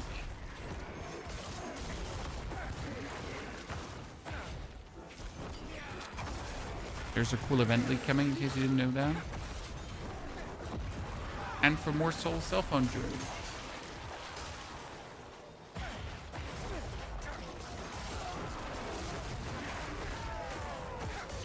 I can't wait to play the Summoner Bard. We just did a leveling with a Summoner Bard before this. So in case you just joined, the first hour of the stream has been leveling the Summoner Bard. But you will get the TLDR top 3 starters today. So as soon as the stream is done, I'm actually going to sit down to record that video. And I'm going to present you like the fully flashed out planners for all 3 builds with quite some text in it and stuff. So you have everything properly written up. Also, like, the planners will contain a bit more text this season, Chad. Usually my planners contain relatively few text because the video explains everything so well. But I decided to at least put some more in there because people have been asking. It's the least thing I can do for you to make things a bit more convenient.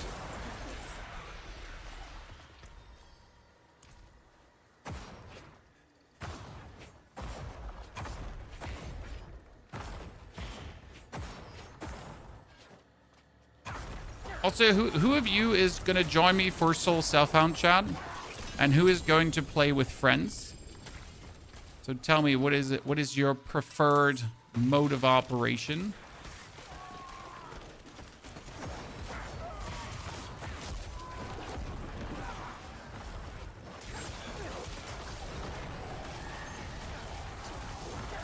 Soul Selfhound. Oh, nice, nice. I am very excited to see so many of you playing Soul Selfhound.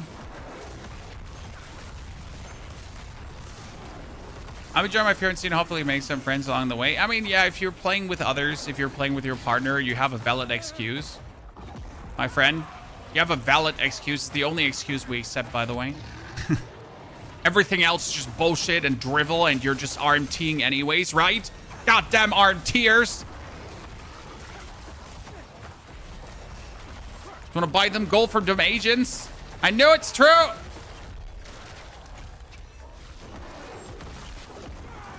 Terrible people. Terrible people.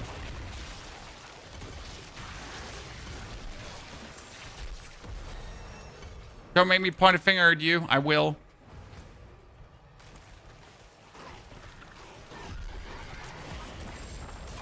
Why don't you swipe that credit card instead of farming, huh? Yeah, exactly.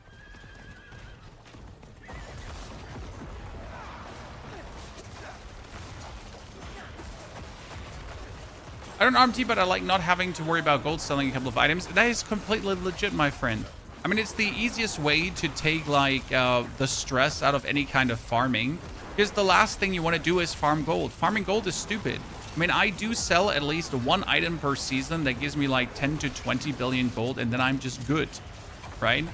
10 to 20 billion, like, with 10 to 20 billion gold, in case you're not actually trading, you're a made man, right? You can just enjoy the rest of the season without having to actively farm gold.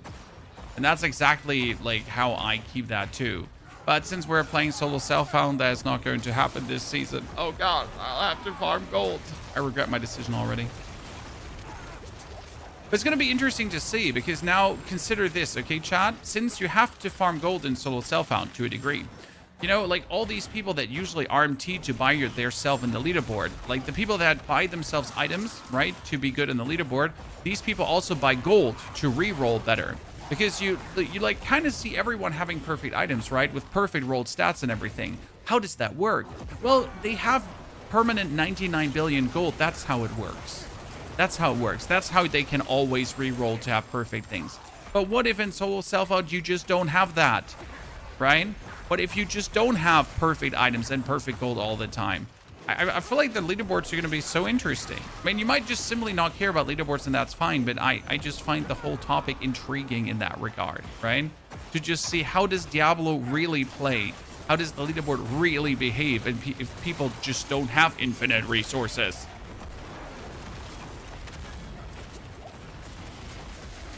Right, if there's actual realistic competition.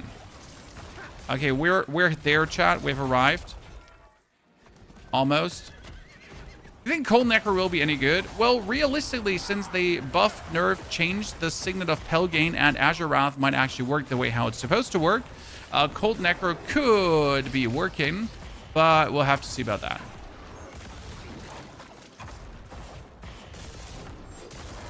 I still find the Signet of Pelgane to be a stupid item, so that's that. Okay, we are, after this beer, 2/3 of a thread. We are 1 hour and 25 minutes in, ladies and gentlemen. Let's try to find hellworms. So, let me zoom in. First hellworm. None. Ah!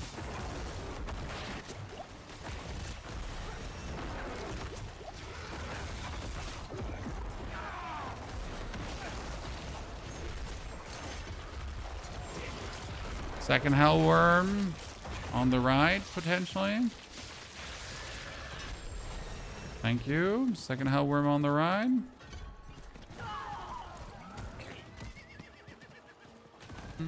Down here. Ah!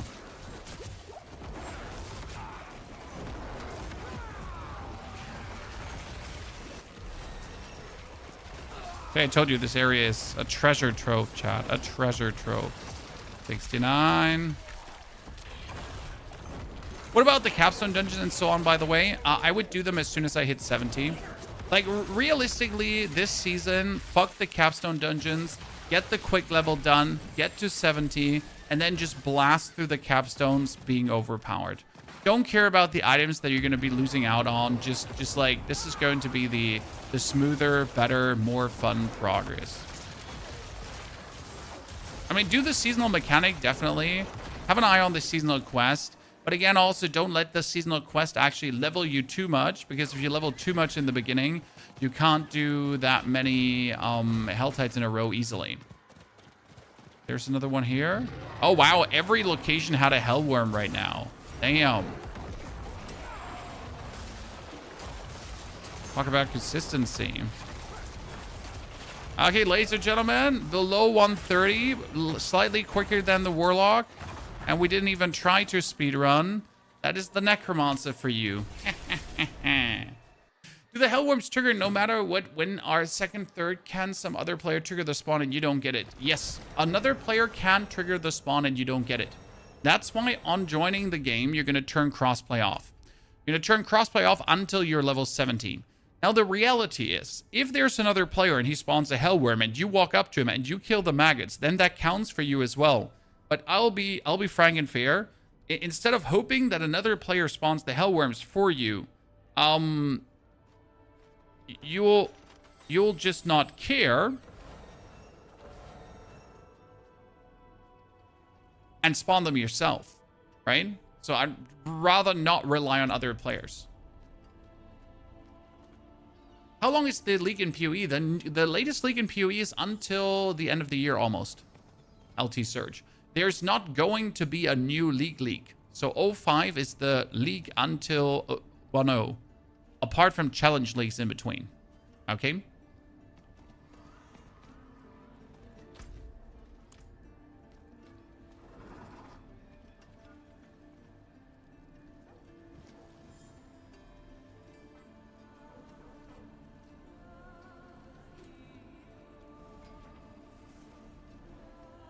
Was Warlock the first tested? Yes, Warlock was the first tested. We did Warlock with a Dreadclaw build. So we've done now Necro, Summoner Barb. Yes, actually we leveled with Ancient Barb and it was 1 hour 30 as well. Super efficient. We did Paladin with Zenith and we have done the Necromancer and Warlock, yeah. The game is freezing. We love it. Please freeze harder, my friend. The best part about the game freezing is it also freezes the whole PC every single time. So this was the... Oh, and we did Druid. Yes, we did Druid as well. Druid was insane. Tempo Demon, chat. What's so far your favorite one? Necromancer? But as like Necromancer is just so effortless to level. The minions are just so strong. Army of the Dead is such a cool skill. And Necromancer just gets so insanely strong without putting any effort in. It's truly illegal how good Necro is.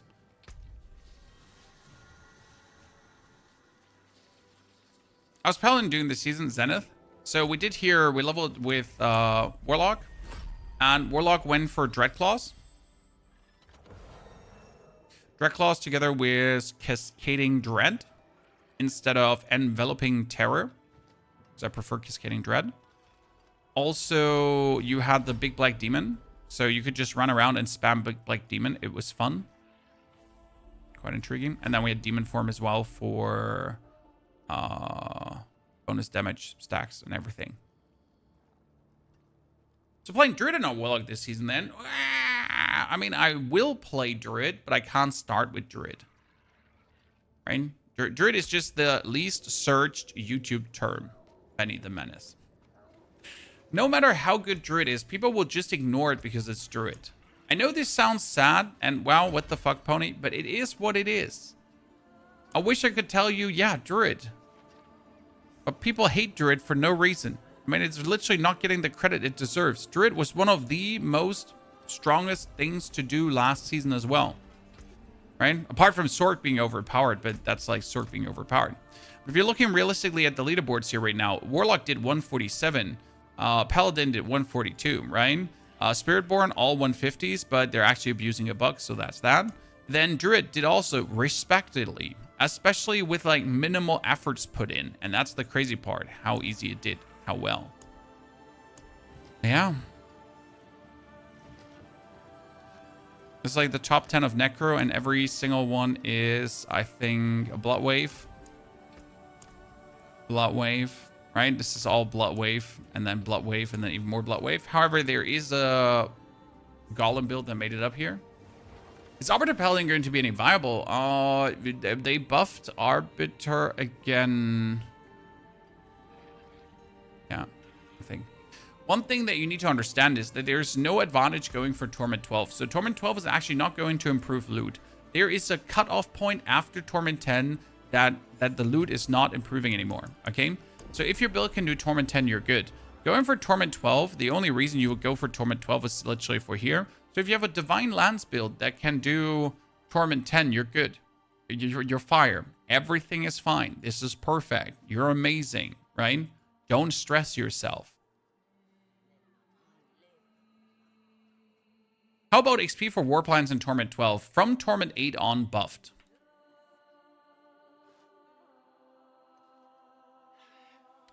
Touch nodes. Here. War Plan. So, here we got War Plans. War Plan reward updated. Increased experience rewards in Torment 8 and up. Ta-da. It doesn't scale for each torment. Well, technically it does scale for each torment with the rewards, my friend. But again, after Torment 10, it's not worth it to technically go deeper. It's still worth it because you get more experience if you do Torment 12.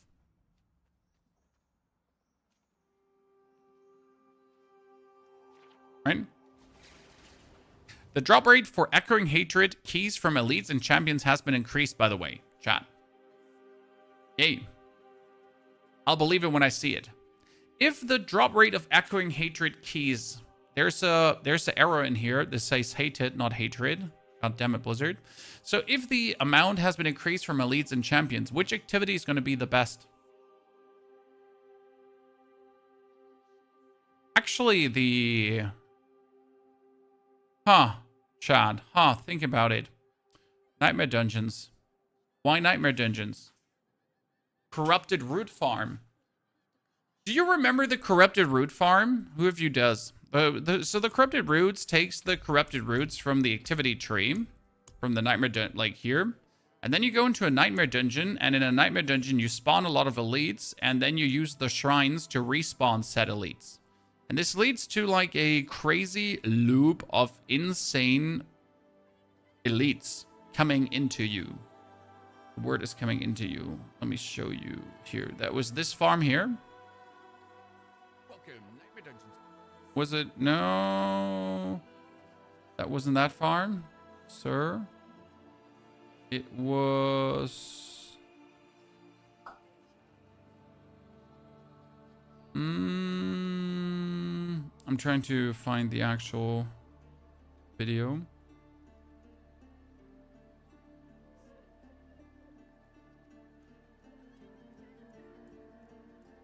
Okay, why are you not showing me the video? Huh. I lost it. I knew it was somewhere around here, but it's like gonzo. So, but there's a farm with these thingies that gives like insane XP, right? An insane amount of elites. And that could be perfect for Echoing Hatred. Yeah.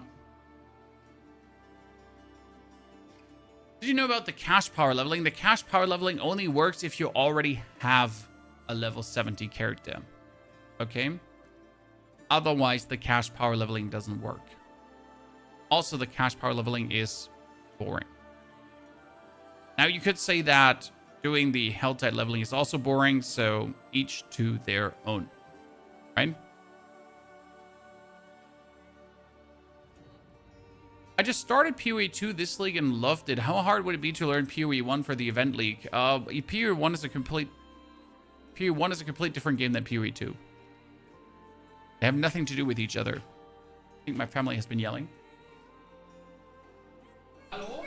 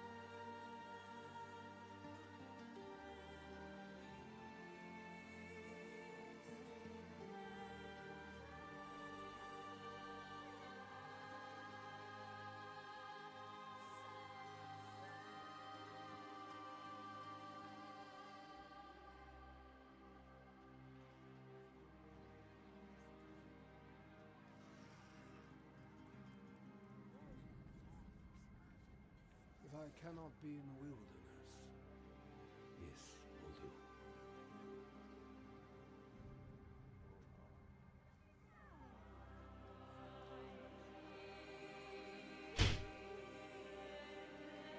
do. Okay, I'm back. We try rogue leveling. Well, rogue leveling is really simple. You just take Dance of Knives and that's it. Right? Just take Dance of Knives. And that's it.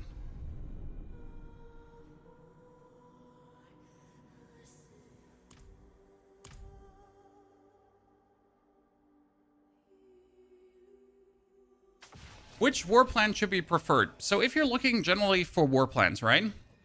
For Helltide, you obviously want to go through the middle.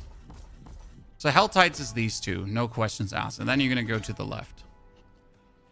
For Nightmare Dungeons, you want to begin with this. This is how you begin in Nightmare Dungeons. And then you're going to start focusing on the left side. Why this for Nightmare Dungeons? So we can do Nightmare Dungeon escalations. For Tree of Whisper, your first point needs to be to the left. Corrupted Roots. Then Bob Bob, and afterwards you go to the right. Undercity, all the way to the left. Bosses, preferable on the left as well, because bosses will increase. Lair boss have +1 monster power. +1 monster power means more rewards. And this is double chests, right? Double chest is amazing. It's too good to not go for it. For Infernal Hordes, fuck Infernal Hordes. And for the pit, you would like to go for the middle and then the left side. I do actually personally prefer the left side because I want to get the Heart of Stone as soon as possible.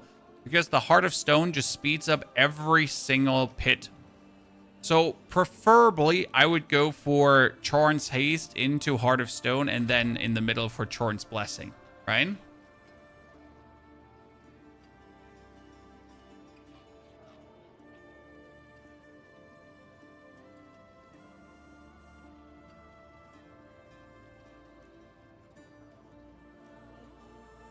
So yeah, that's that. I hope that helps you. I mean, it will obviously get adapted because it might be that that there's a new Nightmare Dungeon strategy that is bound to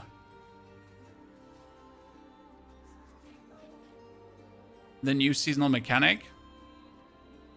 But you'll have to wait for tomorrow for that, right? Watching the World Cup today? Wait, it's World Cup today? Germany World Cup. Oh. No. I mean, that's a 22:30 for me. Bruh. I'm sleeping at 22:30. I'm literally dead asleep. Not watching the World Cup today. Also not really interested, to be honest. Why is it Blizzard still trying to force people to buy Hordes? No reason for Bardock to have his own loot pool. No, there's a good reason for Bardock to have his own loot pool. I think it's completely fine. Blizzard is not forcing you to do anything. I mean, obviously, it's shitty if your character has need for it. Oh, by the way, guys, good news, good news, good news, good news. There's a new website for Diablo filters. It's called Diablo Filter. On that website, you can, by the way, find my loot filter as well. Now, the interesting part about this website is it has a good way to show you the boss loot. So if you ever have to ask yourself what a boss is dropping, like Beast of Ice, right? It has everything nicely structured, and it does have a search bar on top. I recently stumbled up on this website. I'm sorry, I'm not affiliated, right? I just have my filter on here so people can find my filters easier. But it has like a really nice display on all the uniques, right? And you can just literally search up here, like, right? I need to have the Grave Bloom or the Grave Walker's Hand or whatever, right? It shows you Bartek, Necromancer, easy peasy lemon squeezy. So it's super nifty. Just generally, like, in case you didn't know this, it's called DiabloFilter.com. Okay. Also, my loot filter's on there. In case you don't have a loot filter, guys, loot filters are not complicated. They only need 4 rules done. Have you made up your mind what class you're going to start with? No. I mean, now that we leveled Necromancer, I just love the Necromancer leveling we did today. Right? So Necromancer was insane. It was so good. Absolute love. The Barb was also really cool. I enjoyed that. But I'm definitely not starting Barb, that's for sure. But Necro was great. Druid was fantastic. And the Warlock was good. So 3 classes that actually interest me so massively right now. It's a tight race between these 3. It's probably going to be Necro or Warlock, one of the 2. It comes down to if I can come up with an interesting Necro build that I want to do and want to present to you guys, because unless it's like that. But considering that we have Warlock free week coming and people will want to try Warlock for the first time, I probably have to do Warlock, right? So yeah. That being said, chat, that was it for today's stream. It was a great pleasure to have you all here and show you the Barbarian leveling. What I'm going to do now is I'm going to actually record the video for you about the top 3 starters with possible endgame builds that I recommend you to try out.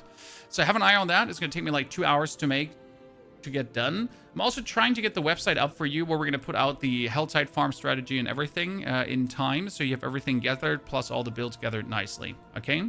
Therefore, thank you for coming, watching, lurking, chatting, and hopefully enjoying. I'll see you tomorrow on the release of Season 14. There won't be a stream before that. I mean, we have 29 hours. If I sleep now for 24 hours, I only have like 5 hours left until I have to be live anyways. So we'll see each other on Season 14 launch. Until then, I wish you a great, fantastic day, night, evening, everything. Can't wait for it. It's going to be good. Take care.